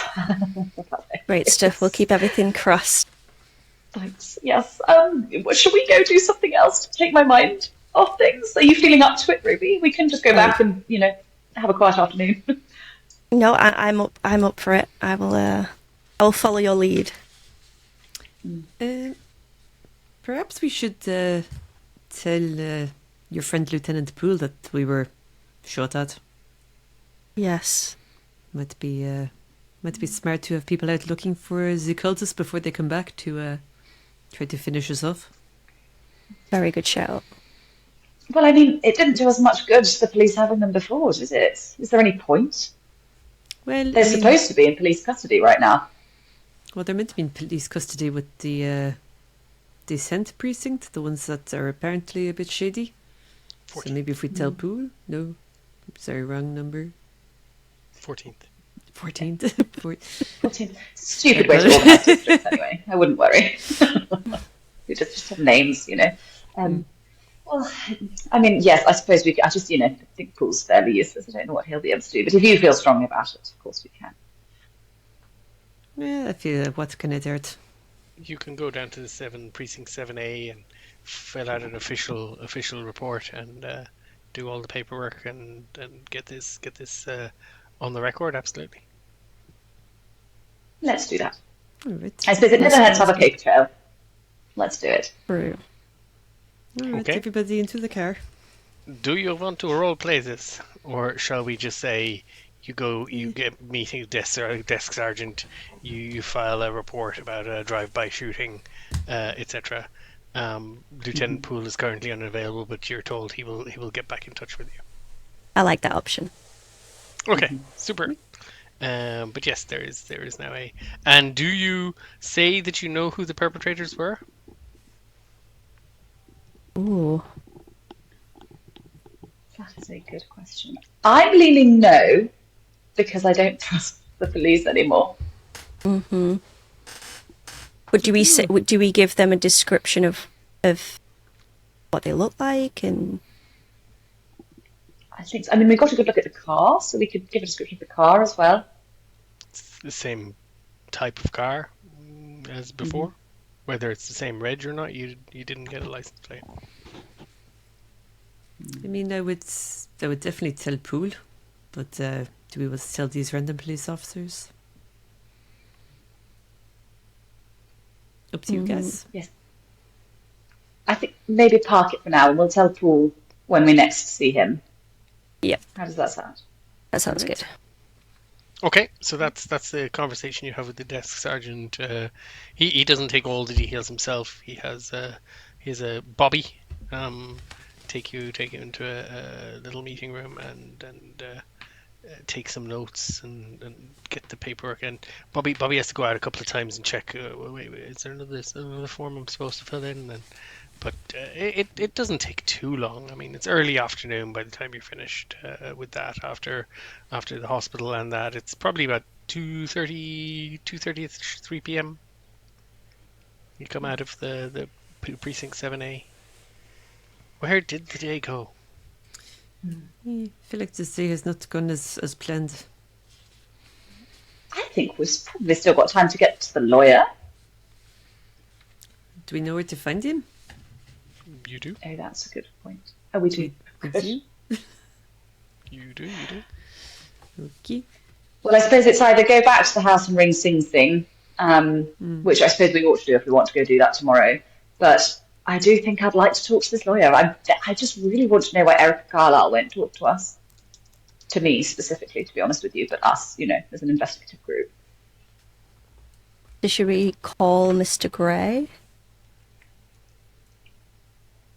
Or do we just surprise him? Yes, I'm just wondering if we just sort of turn up. We've not had much success trying to get through to Erika Carlyle's people on the phone. So if we're just there in front of him, he can't ignore us. Or at least he'll have a difficult time. to ignore us. Yes, let's do that. Let's go visit Gray. All right. Okay. So you go down to Dunstan, Whittleby, and Gray at West 57th Street, New York City. You pull up. Are you going to drive there, Valentine?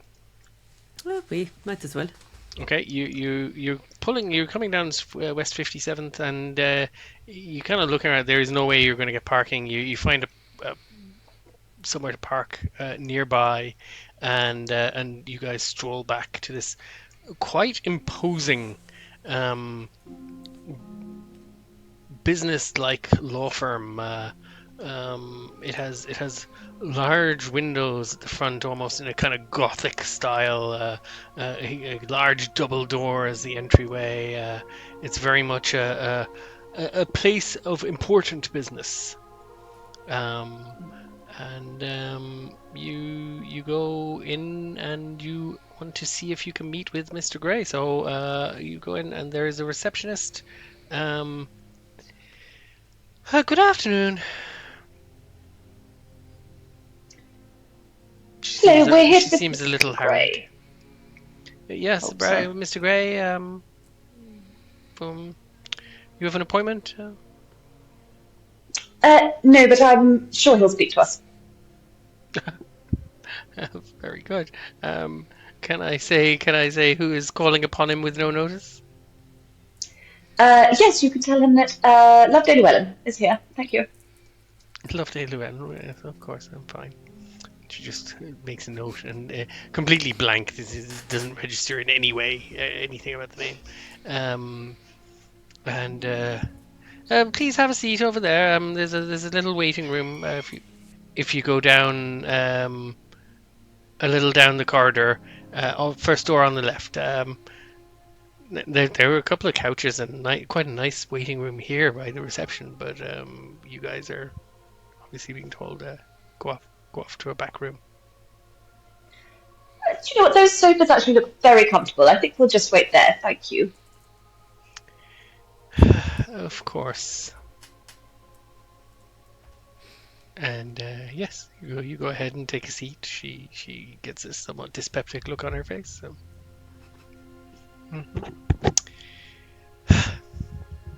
Sits there, types away. Tick, tick, tick, tick, tick, tick, tick, tick, tick, tick, tick, tick, tick, tick, tick, tick, tick, tick, tick. Cling. Should she not be telling Mr. Gray that we are here? I suspect so. What? I'm not going to go up there and just demand to see him because that hasn't worked brilliant for me the last few times we've tried. Would anybody else like a go? Or I'm quite happy to go and, start raking her over the coals. I'm rather fed up with today, truth be told. I might go up and ask for a glass of water and then just have a little nosy around, see if I can see anyone. Perfect. Sorry, excuse me, you don't have a glass of water for me, do you, please? There's a jug of water and some glasses in the waiting room down the corridor, as I did mention previously. Okay, thank you. Well, I'll go and have a quick mooch around. I will try something. Excusez-moi, where's your rest room? Yes. Where's which? Your rest room? Do you have one? Yes, it is just off the waiting room down the corridor. Merci.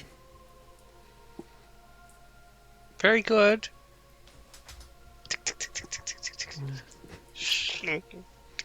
And now the shink is going with a lot more force. We've riled her. We've riled her. Oh no. Is there anything down? Sorry, above the table. Is there anything down the corridor where the waiting room is? Or It looks like there's a couple of supply closets, that kind of thing. Maybe a file room or two, but you're not sure. It depends if you want to go opening random doors. Can we have a nosy? Or is that not allowed? I don't know. It's between you guys. I feel like the last time we had the nosy, you got shot, Ruby. It's a nice building. So why don't I go have a go at the receptionist and you two can see what you can find out? Okay, you distract. Yeah. So I'm going to go up and I'm going to lean both elbows on the reception desk and go, now I don't want to be rude, but it does strike me that you have in no way attempted. One moment, please. All right. A little young, probably late teens at the oldest. Young girl comes out, has just come out, and she's kind of was walking up to the desk, and when she saw you, she stopped and waited, and now she steps forward again. Janet, yes, if you could go in and tell Mr. Gray that someone called Loveday Llewellyn is here to see him. Thank you, Janet. I'm sorry to bother you. I know you're busy doing some research for Mr. Gray. No problem. That's fine. She trots off and heads up the stairs. Sorry, you were saying? Nothing. Thank you so much. Janet, is that the young lady? She seems very young to be working in a law firm. Yes, she is one of the partner's niece, and she does a little bit here and there during her holidays. Excellent. Well, what a lovely building this is, isn't it? Isn't it just lovely? Do you like working here? Are you trying to charm her? I'm just trying to distract her so she doesn't look at what Valentina and Dakara and Ruby are doing. We start opening doors down the corridor. It's an amazing place to work. The clientele are usually so refined and of such courteous manners. Yes. Oh, I'd fit right in, don't you think? Maybe I should. I've been considering a new lawyer. I'm sure you would. I actually, I had to use a lawyer myself recently. Can you believe we were ridiculously unfairly arrested after we saw somebody get nutted right in front of us? They arrested us. You see her put her hand on the telephone. I'm sorry, do you need to make a call? I can step away. No, everything is okay. Good. I don't want to look over so that you should just see me. I'm going to slide in the other direction so she's hopefully looking at me and not down the corridor. I'm just trying to sort of peer into what the rest of the office is doing. So how many people work here? Would you mind just having a seat and waiting while we see if Mr. Gray will see you with no notice? Of course, I don't mind at all. But I'm not going to go sit down. I'm going to sort of wander, not trying to get into the office. On the couches, my dear. If you don't want to go down to the meeting room, on the couches. Thank you. Yes. I'm not going to sit down because she is at this point slightly annoying me, so I'm just going to sort of stand near them pointedly. Shink. Meanwhile, down the corridor, you ladies have gone past the waiting room, and you're having a little shufty around at the various doors. There is a couple of them have little plaques on them with the supply room A, and etc. A couple of them are unmarked. Do we check the unmarked ones first? It's locked. It's behind them. And try the next one. Also locked. Well, I'm just going to check my lock picking. I think it's probably unlocked. Loveday, while the ladies are checking that, Yes. could you roll a credit rating check for me, please? Okay. So, Ruby, you're having a little look at the locks. You kind of have a quick peer. So, what do you think? Do you think they're locks you could manage? I got a half. Definitely. Sorry, I didn't mean to cut across. That's okay. Ruby, you think you could manage them? No. Definitely Okay. not.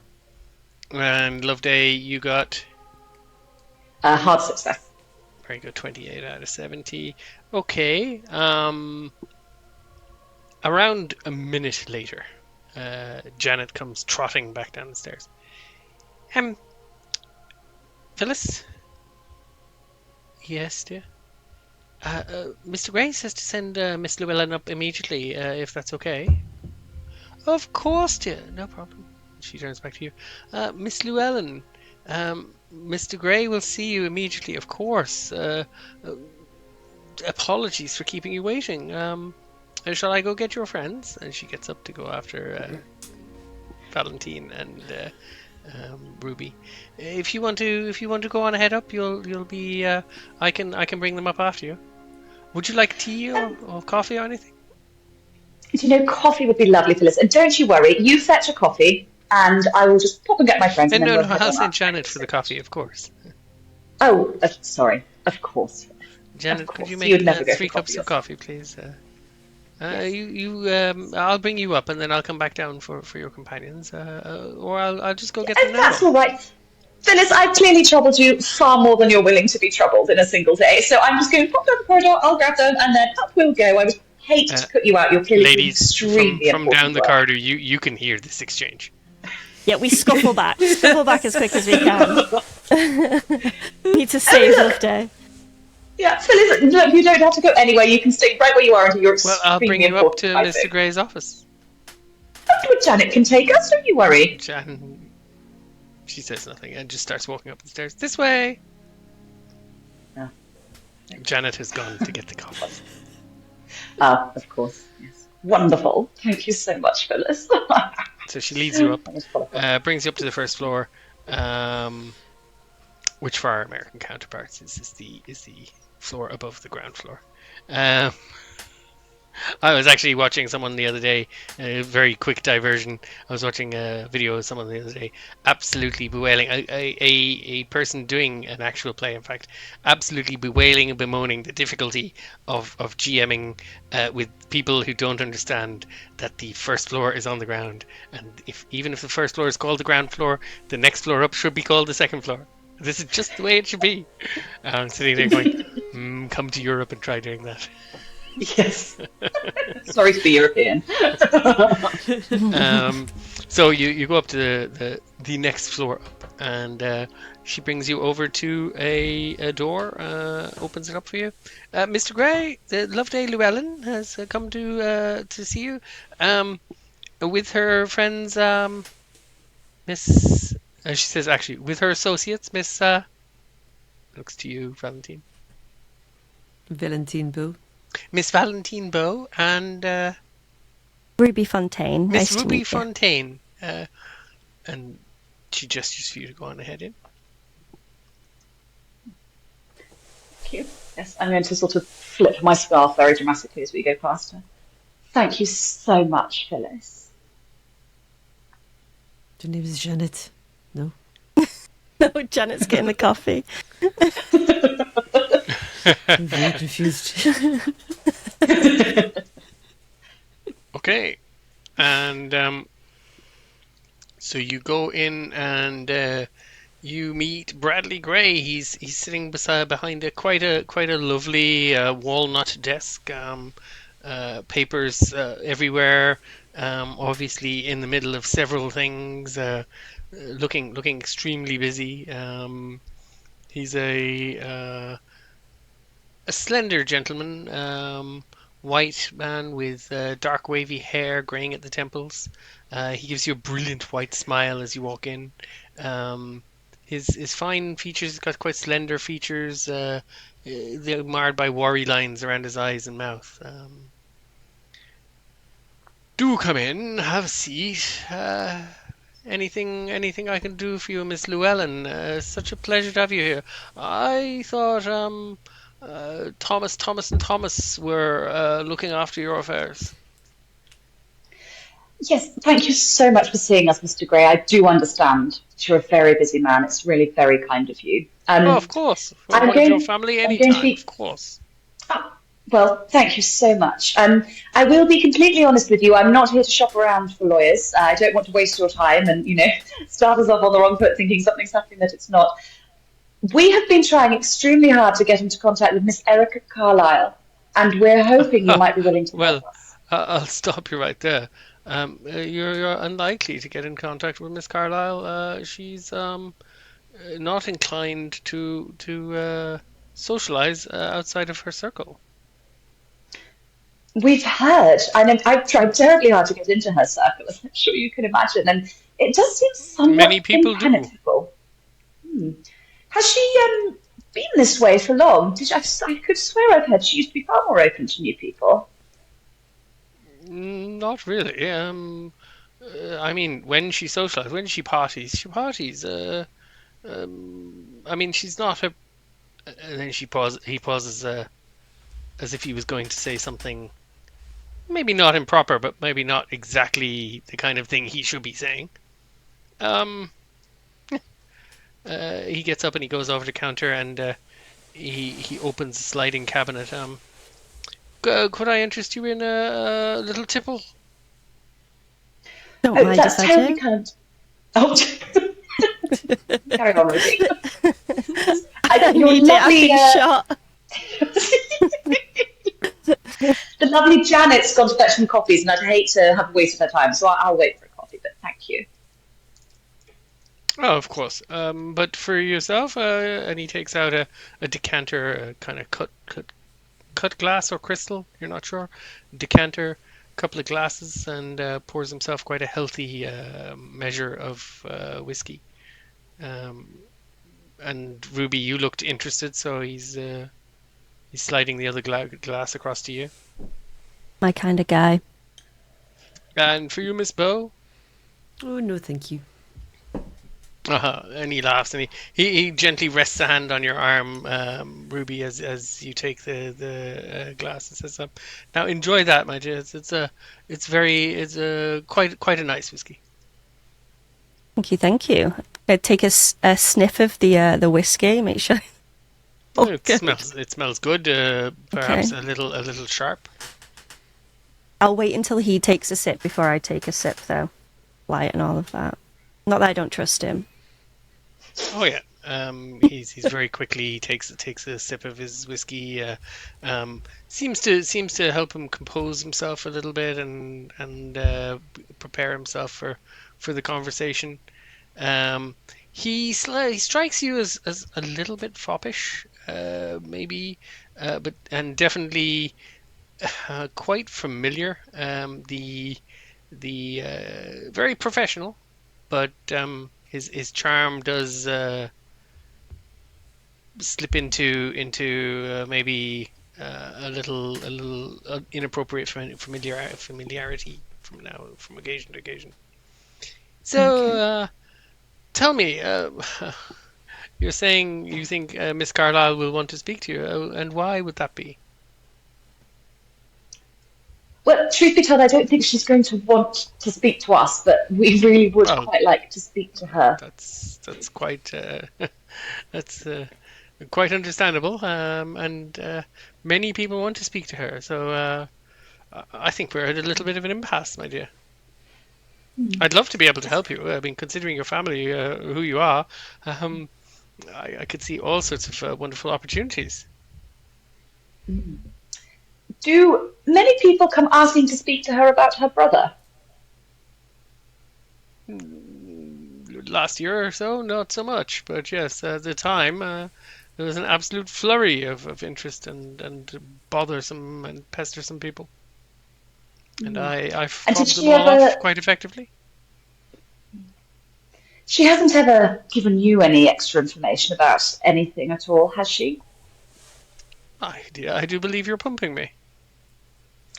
Well, slightly. I believe that's my job as a lawyer, isn't it? To elicit information from others. The canny questioning and the deft manoeuvring of conversation. I don't think that's your purview in this room. It's more mine, isn't it? Well, I'm very flattered you think my conversation's canny. Thank you. No, God, he's a and he just leaves. He just leaves an awkward silence for you to fill.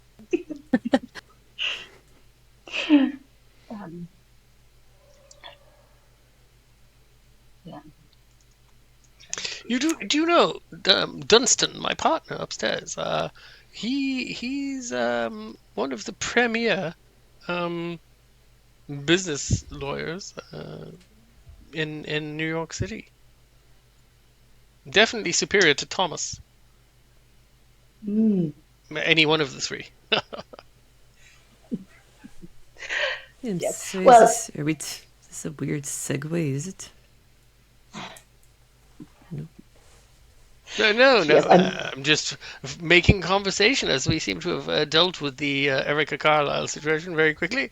I thought I could help Miss Llewellyn see some opportunities for the future for her family and my firm. I mean, I'm just a silly girl. What do I really know about business?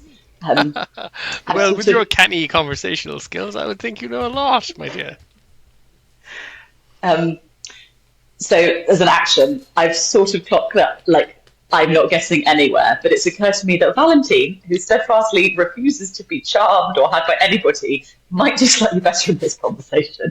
So I'm just going to sort of slightly draw her forwards. I'll give you and an hope. idea. I'll give you an idea check as you do that. Loveday, you're totally, absolutely cool. You go ahead and do that, but then roll an idea check at the same time. Okay. Which is so- intelligence, yeah. So, Valentine, you notice that Loveday's kind of giving you the little glance. So I feel like we have not solved the question of Erika Carlyle because. Well, it is solved to my satisfaction. Why do you say that? Well, because I'm satisfied that you're not going to see Miss Carlyle. But you do not even know what it is we wish to discuss with her. Well, something to do with her brother, apparently. And that is probably her least favourite topic of conversation. Well, you say probably, but do you know? When I say probably, I mean it ranks on a very short list at the very bottom of her topics of conversation. I don't think I need to know any further. What are her favourite topics of conversation? Well, if you knew her, I'm sure you would know. And if you don't know her, perhaps if you got an opportunity sometime to know her, I mean, you could attend a gala or a ball that she's going to. There's a little bit of a soiree coming up, not too far from now, a charity do.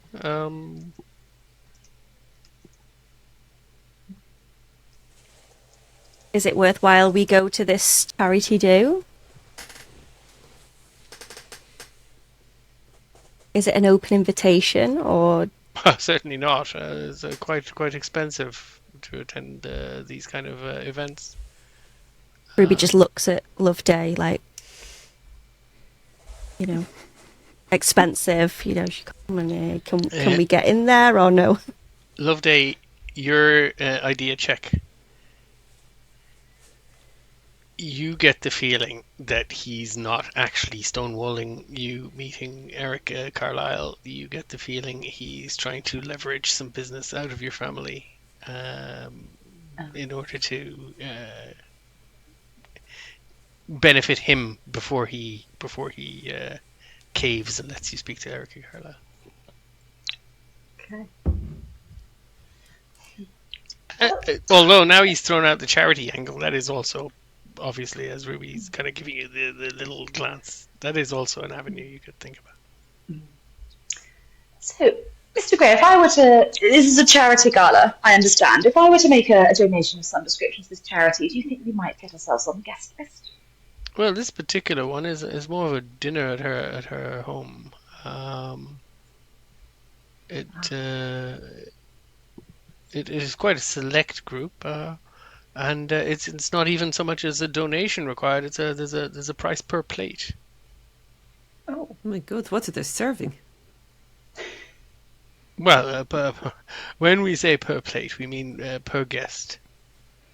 You get to And have what's more than one plate for your few dollars.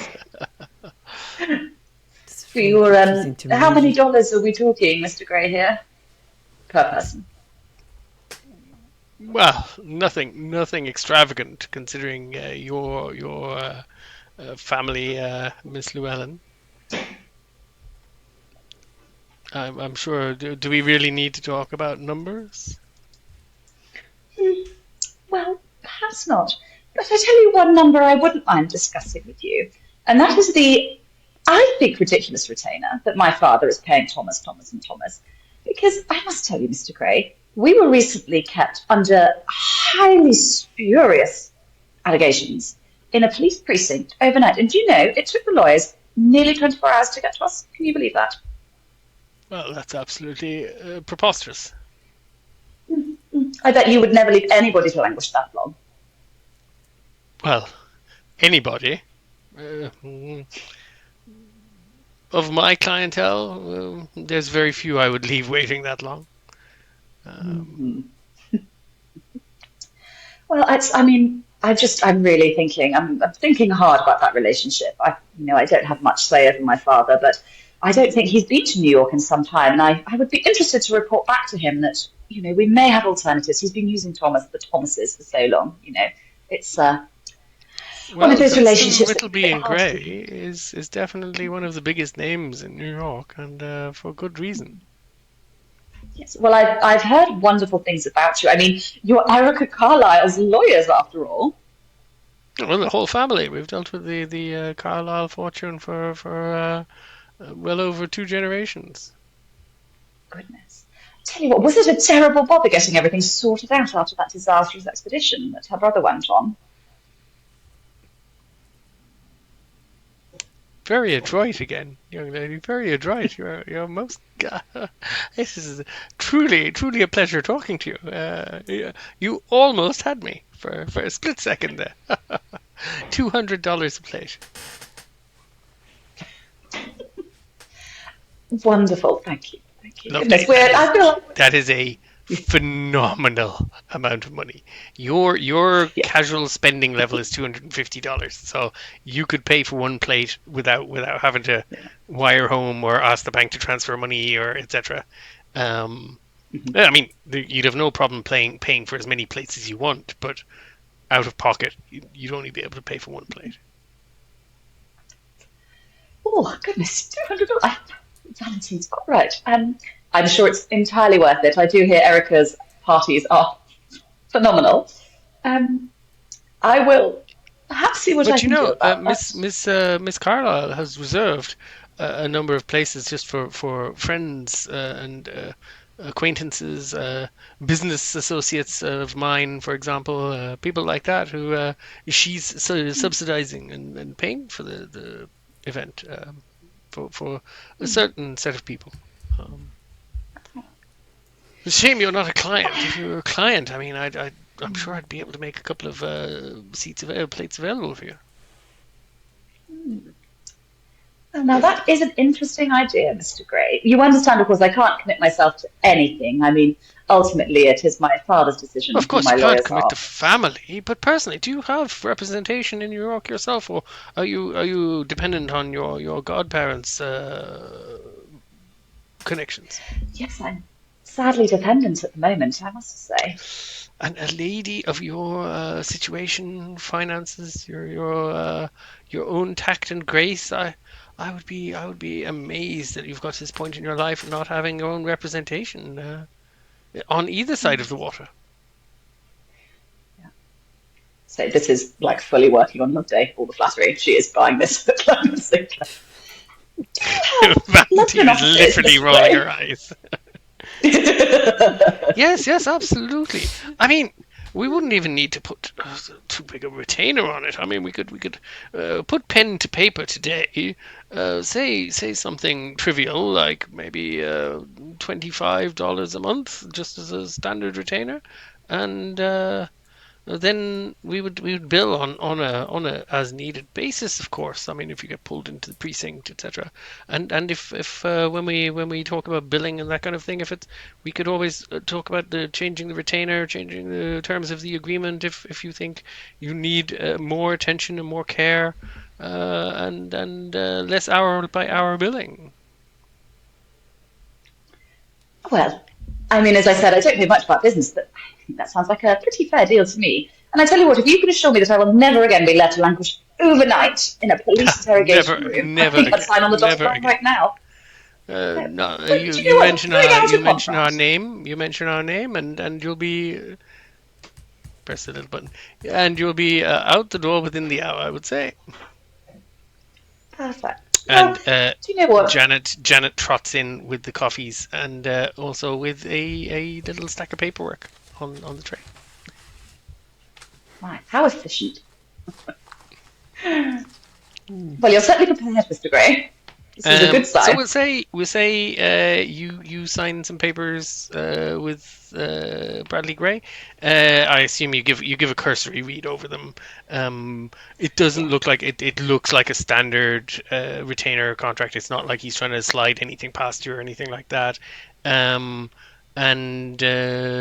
you sign on the dotted line, and he says, so yes, I shall furnish all the details to you later. I'll send it over. But in the meantime, and he writes a phone number down on a piece of paper and slides it across the table to you. Obviously, as a guest coming to her soiree, especially one of such social standing as yourself, Miss Carlyle would be delighted to hear from you if there's anything you want to discuss, or maybe arrange to talk to her about at the function or before or after. Mr. Gray, I must say it's a pleasure doing business with you. Absolutely, and please do let your godparents and your father know how simple we can make things over on this side of the water. If they just shake off the shackles of Thomas, and Thomas. Absolutely. I shall preach the gospel to them, sir. Very good, very good, very good. Is there anything else I can do for you? Anything your friends? I mean, do either of you young ladies have representation? I mean, and he turns to you, Ruby.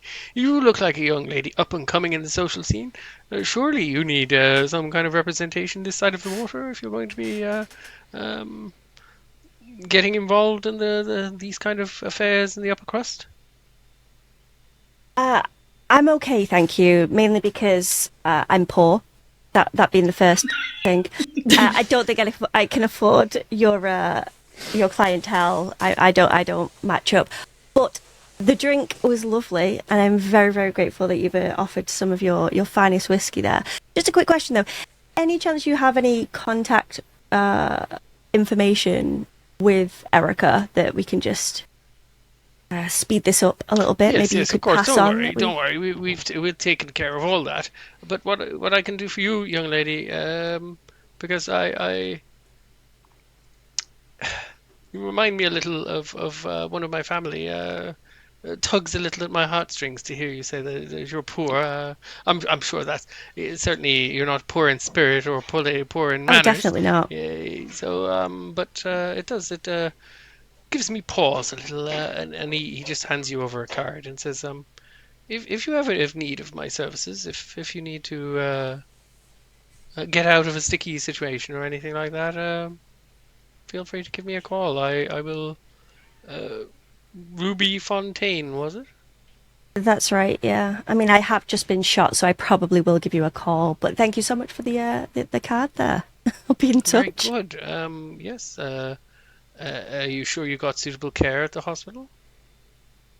I mean, Loveday sorted me right out, didn't you, Loveday? I'm just stood behind making the universal expression for "I think he likes you." And then he turns back to you, Valentine. And for yourself, I'm afraid, Miss, I have little context to place you, or you do not seem like a young socialite or dilettante to me. I really have no leg to stand on to try to convince you to take my services. But if you need a lawyer in New York City, do feel free to call upon me. Um, do you have representation at the moment? No. Oh, it's a shame. In my experience, journalists and lawyers do not mix well. Ah, very good, very good. Well, I'll put it this way. If you write flattering things about me and my business, I shall be sure to spread your name around as one of the most up-and-coming journalists on the international scene. And if you darken my name, I shall make sure to ruin you. It's a pleasure talking to you all. Sorry, I cannot take much more time. Feel free to finish your coffees downstairs. There's a lovely waiting room. But I do need to get back to my paperwork. Thank you so much, Mr. Gray, and thanks again for the whiskey. Oh, you're very welcome. I'll give him a little wink as well, just to sweeten the deal. It's okay. Might need him. He gives quite a surprised quirk to his eyebrow. Dear. He gives you a little pat on your shoulders. Yeah. Go on with you now. I think Valentine just stares at him for a minute too long and then walks out. It's the death stare. And he probably little prickling feeling on the back of his neck. Okay. Okay. And so you guys leave the lawyer and prepare to head off. We will cut back to you in a few minutes after we see how the rest of the lunch has gone in Massachusetts, in Arkham. So, Florence and Mick, the food is all done. The coffees are almost gone. The professor has been waxing lyrical about his experiences, his wild stories, all the reasons he thinks that Jackson Elias may have been interested in his work, and Eva throws in, well, that is why I sent him one of your flyers, Father. See what now? Oh, I sent one of Dad's flyers to Jackson a few days before his lecture in New York, because I thought he might be interested in my father's research, and my dad's always saying how much he thinks their research hasn't Right. come. Yeah. Your flyer just said tonight on it. It was very hard to know when the actual lecture was. Yes. Well, it was they are circulated on the day of the event. Okay. And do you know, did he come to it? I have no idea. So you weren't in any sort of communication with Jackson? No. I just sent it to care of his publishing house. Oh, that's nice. And how had you heard about him? Through the books? Well, my dad talking about him and coming up in comparison in his research and.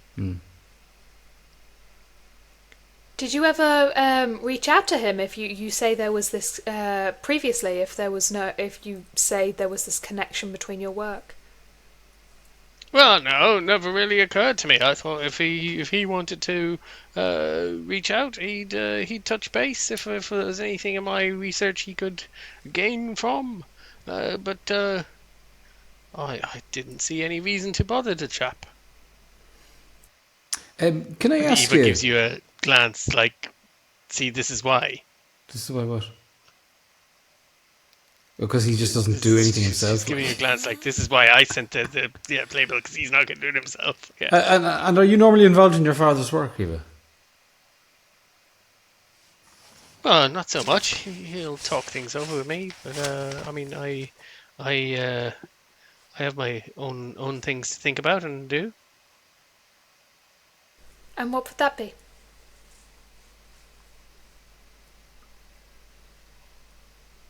Well, I'm a student at the university. I mean, my father bounced ideas off me and talked to me when he's trying to work something out. But one the main thing I would do for my father is to try and keep people away from him and bothering him and taking his time when he's trying to get research and Oh, do you lectures have a lot done. of people trying to? Or actually try and keep him from doing too many of these personal lectures that he does for his own interest, and more of the actual publications and things like that the university would like him to participate Oh, there's a lot in. of people trying to talk to him about cults and stuff, is there?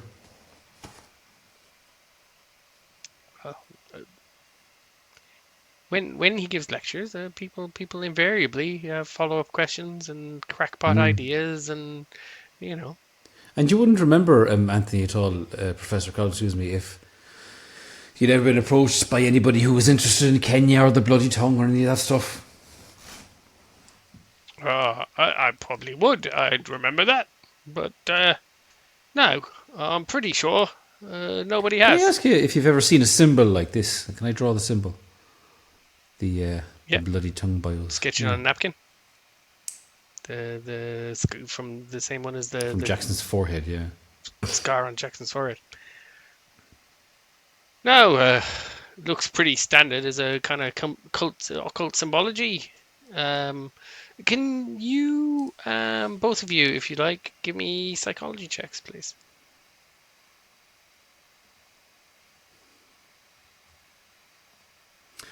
Doo-doo.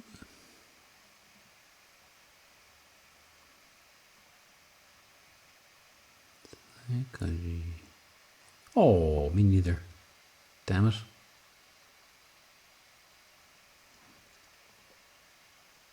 When we say we're not rolling well, how bad are we talking? Just a normal Oh, failure. well, just failure. We both failed. Oh. Not a fumble or anything. Just regular standard failure. Okay. Cowles seems, he's it's a strange mix as whether he's inclined to stick around and chat and just shoot the breeze all day, or he's actually interested in what you're talking about, and it's hard to place. Like, he seems to have put a lot of time into this conversation. He's written out some notes for you. He's offered you to go and stay with his friend in his house in Australia, but you're not sure where he's coming from with this. It's like it's coming from anyone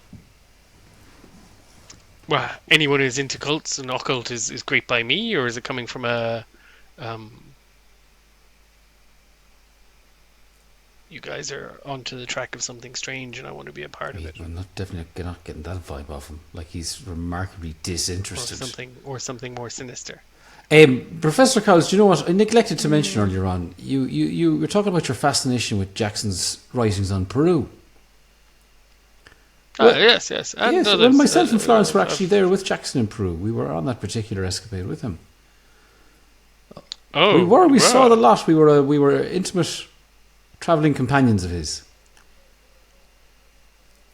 Oh, that's very interesting. I mean, he's it's a little dry, and I don't think he got to. Oh, well, he left the good much. parts out, you see. He left the good stuff out. I suppose he thought that a lot of his readers mightn't be as open-minded as you. Oh no, a lot of the really interesting things that went down now, he just didn't put them into the book. Well, like what now? Oh, now, Professor. I don't know now, sitting here in a cafe, if I could be really telling you about everything that went down in Peru. It's a lot. It's a lot. What do you think, Florence? Well, how about we go back to my house and we go to have maybe a little something a little stronger and might loosen your tongues a little. I was also interested in you said you have your own strange beliefs. What would those be? Well, people aren't generally inclined to believe in magic and those kind of things. I do think there's these cults, the power they're seeking, they have strange roads to power. What made you decide that? Most people would be quite sceptical about that kind I've of seen thing. things, and I've read things, and the things I've read are just too come up too frequently. It's like if every culture in the world tells a story of a creature with hoofs and 4 legs and a long tail and a mane, and that people can ride. Do you need to go and seek out a horse to know that they exist? Well, yes, I mean, because we tell a lot of stories In about these things. stories that Do you only in believe in these stories things that you've actually experienced for Oh, yourself? sorry, Father? Florence, you were saying there. Sorry, Florence. in these stories that you say pop up in lots of different cultures and people are saying the same things, do any of them ever feature masks? Many cultures feature masks, yes. But within these specific stories that we've been speaking of bat creatures and winds, do any of those ever incorporate masks into perhaps a mask without any eyes? Yes, you say a mask with no eyes. Like a mirror mask, almost. Like a mirror, yes, something reflective. Often a tool in... And now he kind of looks around, and suddenly his voice goes really quiet. In some of the writings I've read, would be a tool for contacting the gods. Concept of looking inward, to reach outward. So you would put the mask to your face and look into the eyes, and the reflection would come back to you. And as you gaze upon yourself, your mind would open to allow contact with one of the gods. You've read about these, have you? As I was saying earlier, I've read many books on these kind of topics.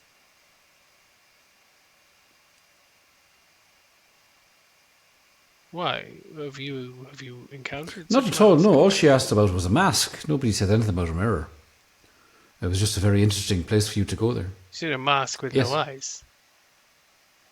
As I said, have you encountered such a mask with no eyes? We've heard of them here and there, same as yourself. What kind of books are you reading? It's been Jackson was the source of most of our information, to be honest, you know. But look, it's getting on. Why don't we get that drink that you were talking Dad, about? it's getting late. I think this is done now. I think we're finished, Dad. I think you need to get back to your own work, and this is enough. Oh, now, come on, Eva. It's a bit of sharing of ideas, sharing of information. Is that not what universities are all about? Education, and without it's the root of all education is the sharing of ideas and the conversation, dialectic. Yes, yes, Dad. But I mean, we have no idea who these people are. They're asking all the wrong sorts of questions, and I think you're going down the rabbit hole again, Dad. I think it's a much better idea to get back to actually writing something productive. She gives you guys a look. If you don't mind, I'm gonna have to ask you to let us be now and give us a bit of peace. When we spoke on the phone, Miss Harper. Harper, I did ask you to make sure you were conservative in impinging on my father's time. Oh, you did now, did you? Oh, you did. Great. No, see, this is me. Practically a prisoner in my own life. Hey, I'm joking. I'm joking. She's wonderful, my daughter, and she does have good sense. And if she says time is time enough, it probably is. Well, sorry if we were asking the wrong sorts of questions now. I wasn't aware of that. I don't think so at all. I think you're asking fascinating questions, and I'd love to talk and go into this deeper. But I mean, I do have work to do and papers to write. Miskatonic Houston University is a demanding institution. We appreciate the time that you've spent with us and all of the information. It's really appreciated.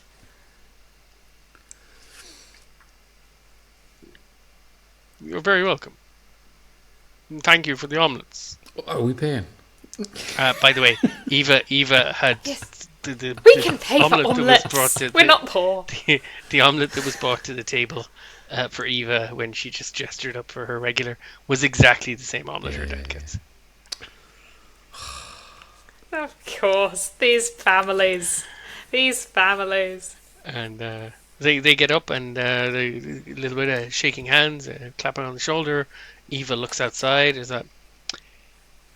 I don't know if you're going to be going back to New York tonight. Anyway, I mean, looking at the weather coming in, you might be here for a few days. It is. Unless you want to get on the road. A few days. It looks like a nor'wester. Nor'easter. Oh, we're going to miss something important, aren't we? You look out the window and sure enough, there are very dark, very heavy clouds scudding across the skies. And flurries of snow are starting again already. She says, if you want any chance of making it back, I would suggest you get on the road ASAP. Maybe we could have a quick word over here for a second, Florence. That's good advice. Okay. They head on out and leave you with the bill. Yeah, they're not gone, are they? Right. What, Yeah, they yeah, didn't say they head goodbye on out. properly? They're gone. Oh, yeah, they're, That was them they're saying saying bye goodbye properly. and then telling you better leg it if you want to make it home. And you said you wanted to have a quiet chat, and they're like, okay, off you go, bye. Out they go. Bye. Okay. Florence, I agree that we don't want to get separated, so yeah, we're maybe already separated from hitting them. the road. Yes, but for a day, not for several days. There are other leads that we want to follow up hang on as a on. group. Let's talk about this for a second. This fella knows something about the mirror mask thing. He, at the very least, he has access to writings, to books that mention this thing and talk about what it is and what it's for. Michal, can you give me a psychology check? And then I'm going to ask Florence a very specific yes or no question, depending on whether you pass your psychology check or not. 1 second, it's loading up. So I'm not doing a psychology check. No. Psychology. No. There we he's go. okay. Oh, failure again. Failure. Okay. Excellent. No problem. Nothing to see here. Moving along. Fine. Look, the man knows something about the mirror mask, so the one thing we might get out of this is some sort of concrete information about this. He wanted to pump us for information once he knew that we were in Peru, and we're sort of going back empty-handed a little bit. Also, there is this fella who's apparently here who has these books on Cthulhu, or wherever it was. So there are leads to follow up here. I mean, I would have thought that you, of all people, would want to know more about the mask.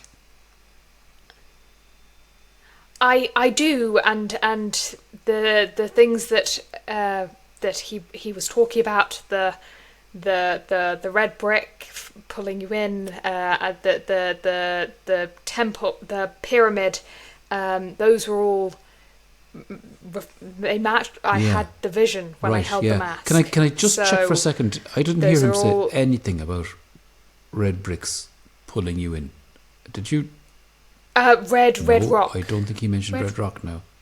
He specifically said he red rock when the he red in rocks Australia. of the Red Australian rock. Yeah, but there's just the red blazing rocks. sun, Like. the red rocks heat All right, up okay. when he puts All down right, your okay. hand. My bad. Yeah, And a hole that's pulling you in. He did use all of that same language. And the all the caves look like deep dark holes into another world. Okay, yeah. I mean, I wouldn't necessarily have made the association myself immediately, but I can see you got a little bit, it might say, triggered. But Florence hasn't told you about that All dream. right. She hasn't told you that she had a dream that sounded like that. Either. Didn't In the I? intervening years. I thought I told everyone about the vision immediately after it happened. You told them about the Did I vision of not? the pyramid because it was relevant, and you were trying to convince them that they needed to Okay, get to well, that in that case, I'm pyramid just before going it to opened. listen. Got it. in But I was confusion. all panicky and. So Michal Right, is okay. kind of looking at you like, what the heck?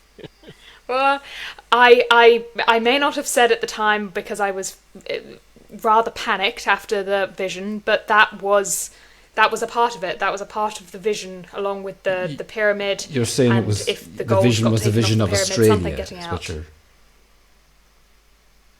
No. Well, maybe, but it was definitely the red rock and a hole and something pulling you in. That was definitely a part of it. So it's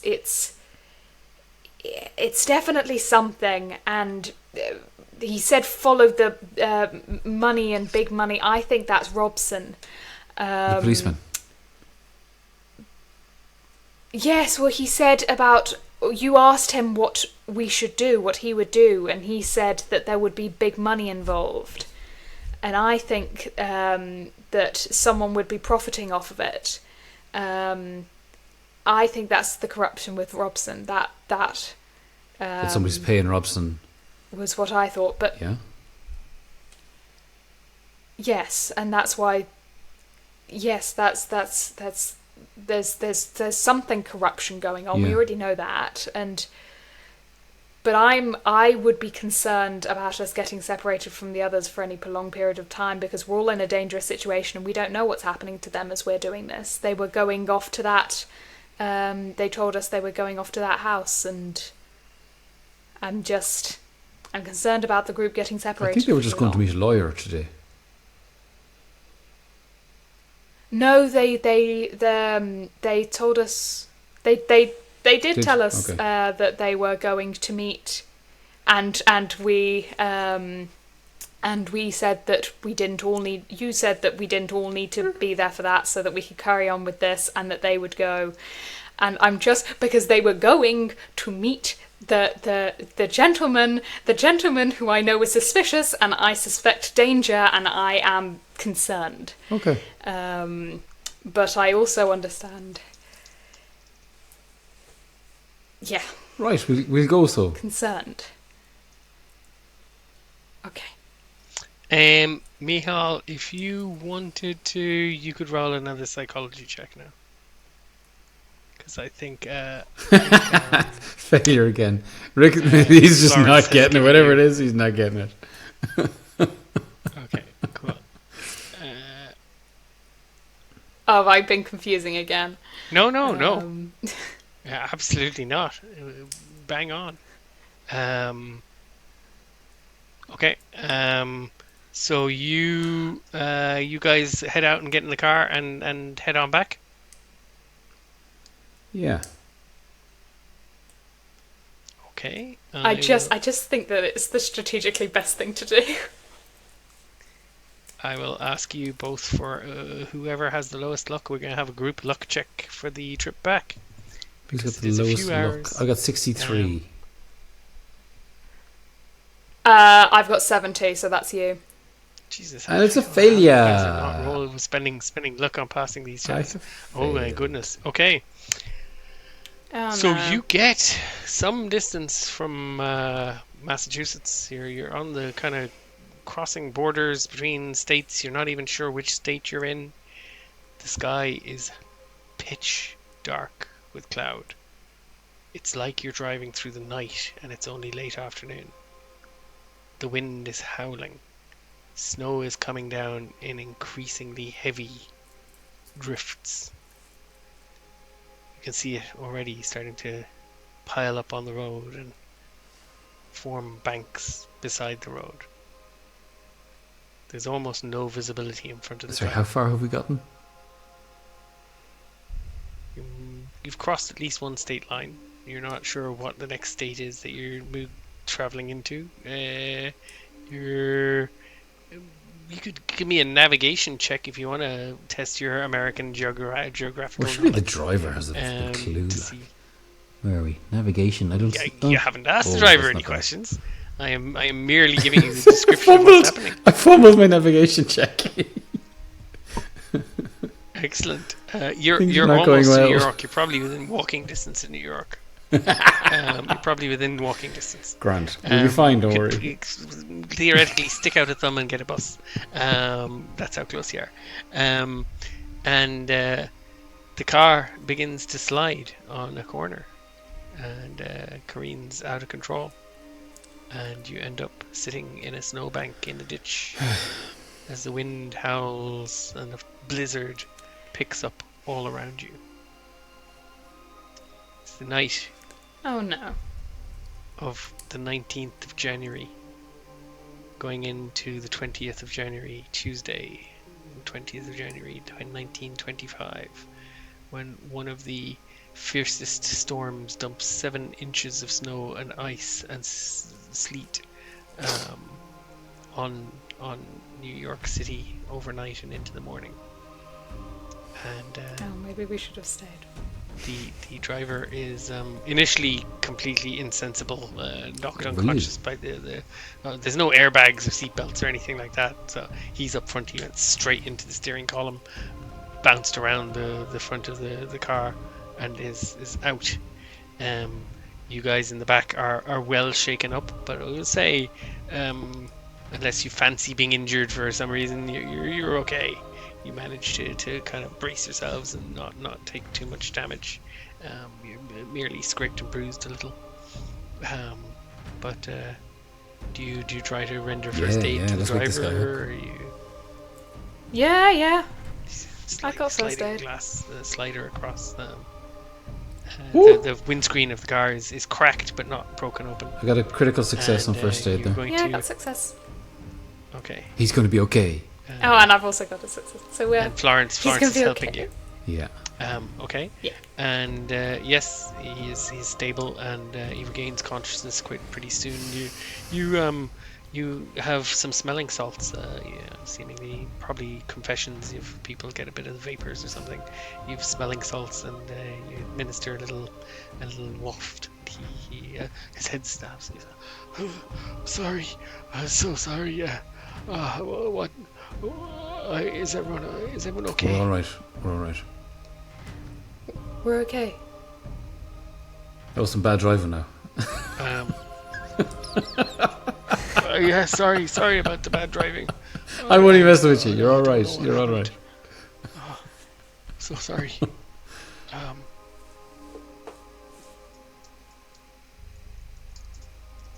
And I'm going to leave you guys there, and I will jump back to New York briefly for a little debrief with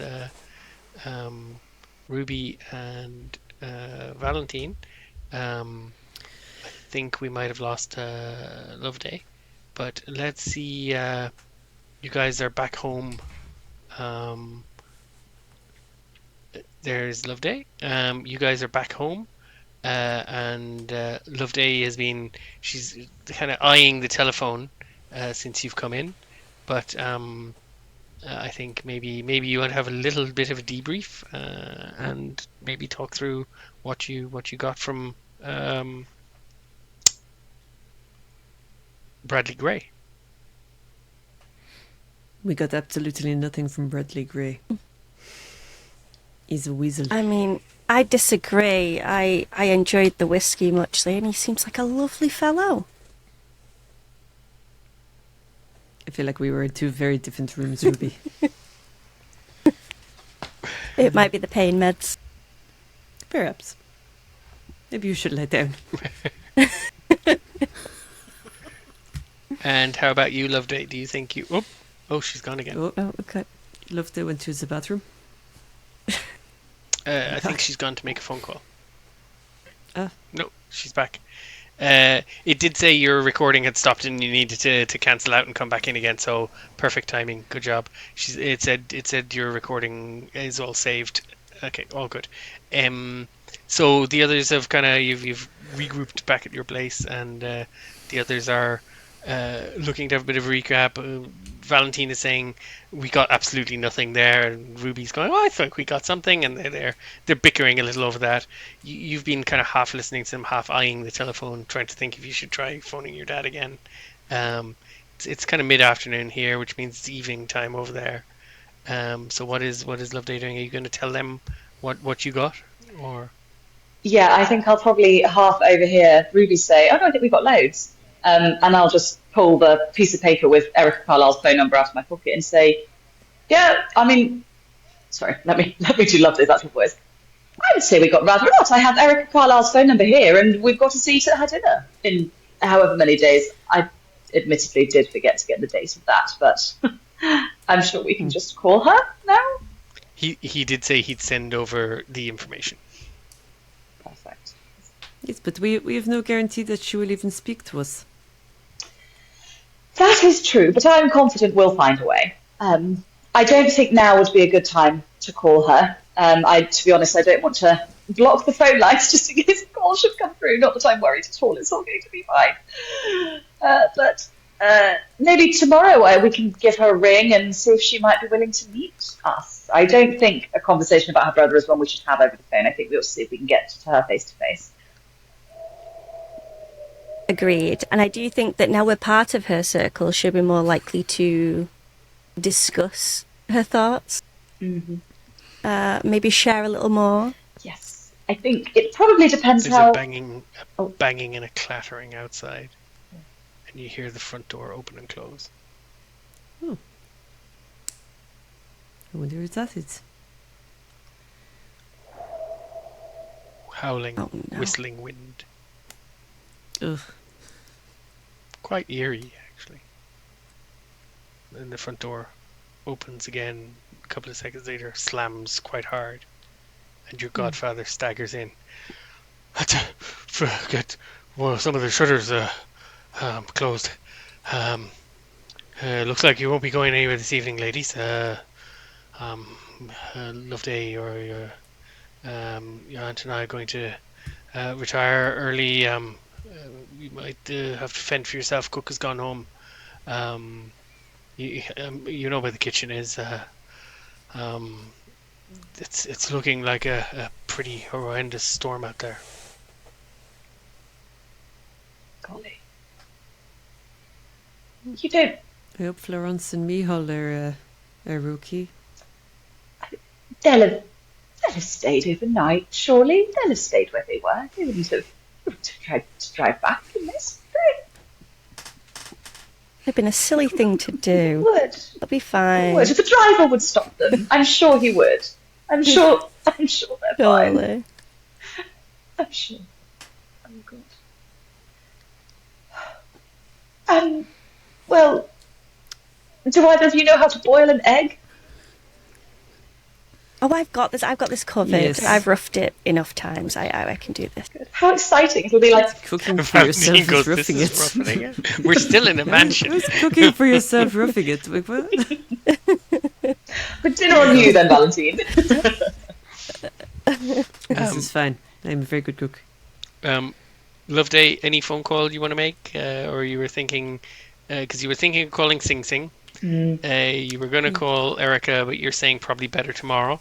And there was maybe a thought of calling your dad, but you're not sure if you want to or you need to, or Yeah, I think... you're trying to maybe avoid it a little. Yeah, I sort of don't want the news. Also a bit worried about like crossing wires and then trying to phone us just at the moment we try to phone them and then we can't get through and then it's all very dramatic. This is a storm that's likely to set in for several days. Is that right? Or will it be... You don't know. You haven't heard anything. Yeah. And you're not really familiar with this kind of New York weather.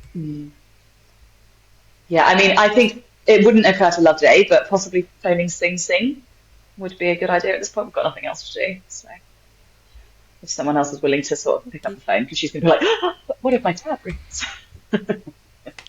Okay. Would you like Ruby or I to ring Sing Sing? Oh, yes, we could ring Sing Sing. I'm sure it's highly unlikely that we would miss a call from home. So yes, I just if someone could, that would be lovely. I mean, I've still been shot, so I feel as though Valentine needs to take of this. As I clutch myself and just lie down, put my feet up. You two are very Feel dramatic. Very dramatic. Fine, So I will Valentine ring is the going to prison. call Sing Sing, and then Valentine's going to cook dinner. Okay. Yeah. It's just the mother hen of the group. It's good. It's good to be the help. Tick tick tick tick. Hello, operator. Hello. I'm looking to contact Sing Sing prison. Oh, all right, good. Sorry, just a little run off our feet with emergency calls right now. Yes, I'll put you through right away. Thank you. A few moments later, you're through to Sing Sing prison. Hello. Hello. I would like to organise a Sorry, visit what's your name? to one. My name is Valentine Beau. Very good. And you get the sense he's writing this down. Okay. Carry on. Anyway, I would like to organise a visit to one of your inmates, Mr. Ilton Adams. Ilton? Oui, Ilton. Adams. Hilton Adams. Oh, yeah, okay. Oui, that's what it says. No, I don't think so, miss. No. Anyway, yes, you are correct. Yes, that is exactly the man.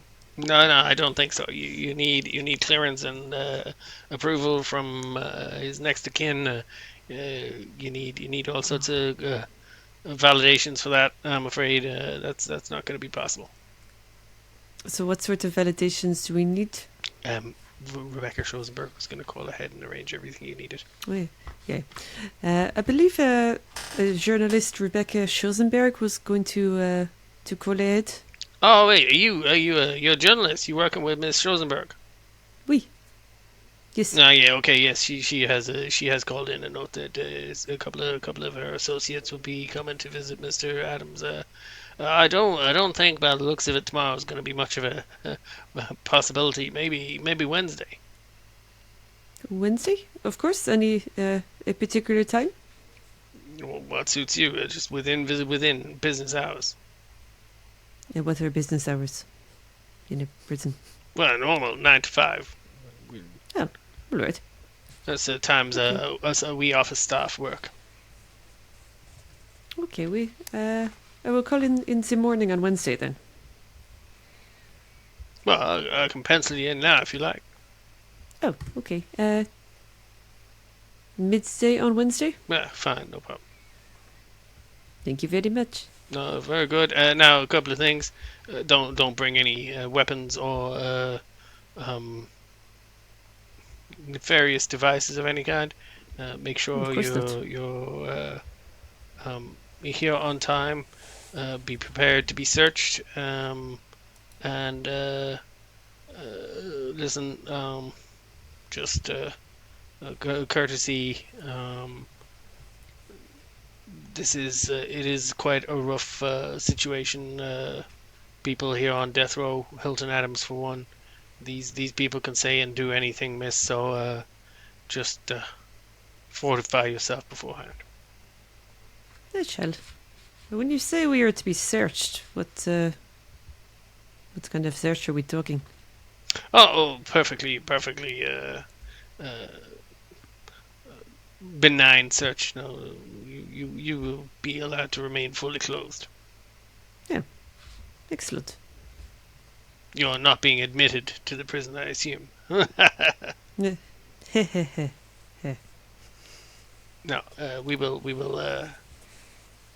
take care of that. It will be very brief. I mean, you're a journalist. You know the score. Don't come in with anything bulky. No large bags. No heavy overcoat. Anything like that. Not much for us to search, right? Of course.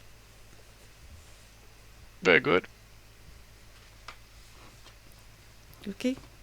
Do I need to give the names of who will be coming with me, or? The line squeals. Goes dead. Hello? I think the phone has died. Did we get a meeting? Yes, 12 o'clock on Wednesday morning. Are we allowed to join, or is it just yourself?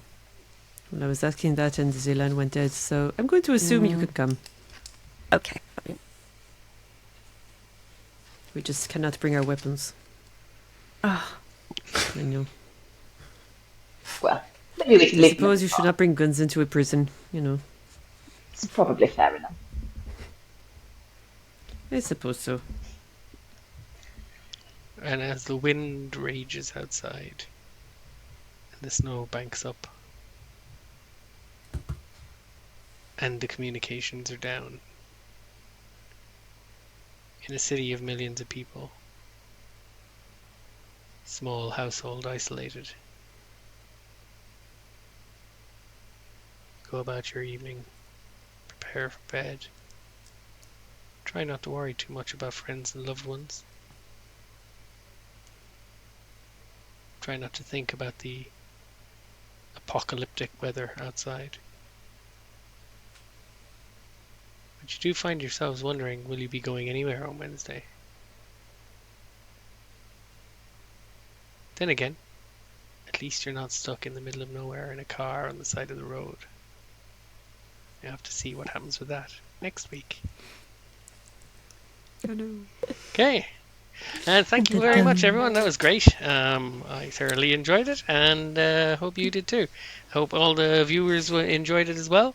Remember to like this video if you enjoyed it, and if you haven't already, click subscribe. I mean, what happened? We reminded you at the start of the video. Come on. Okay, and thanks a million for everyone who made it this far. I know these episodes are very long, but we try and keep them entertaining. So see you all next week.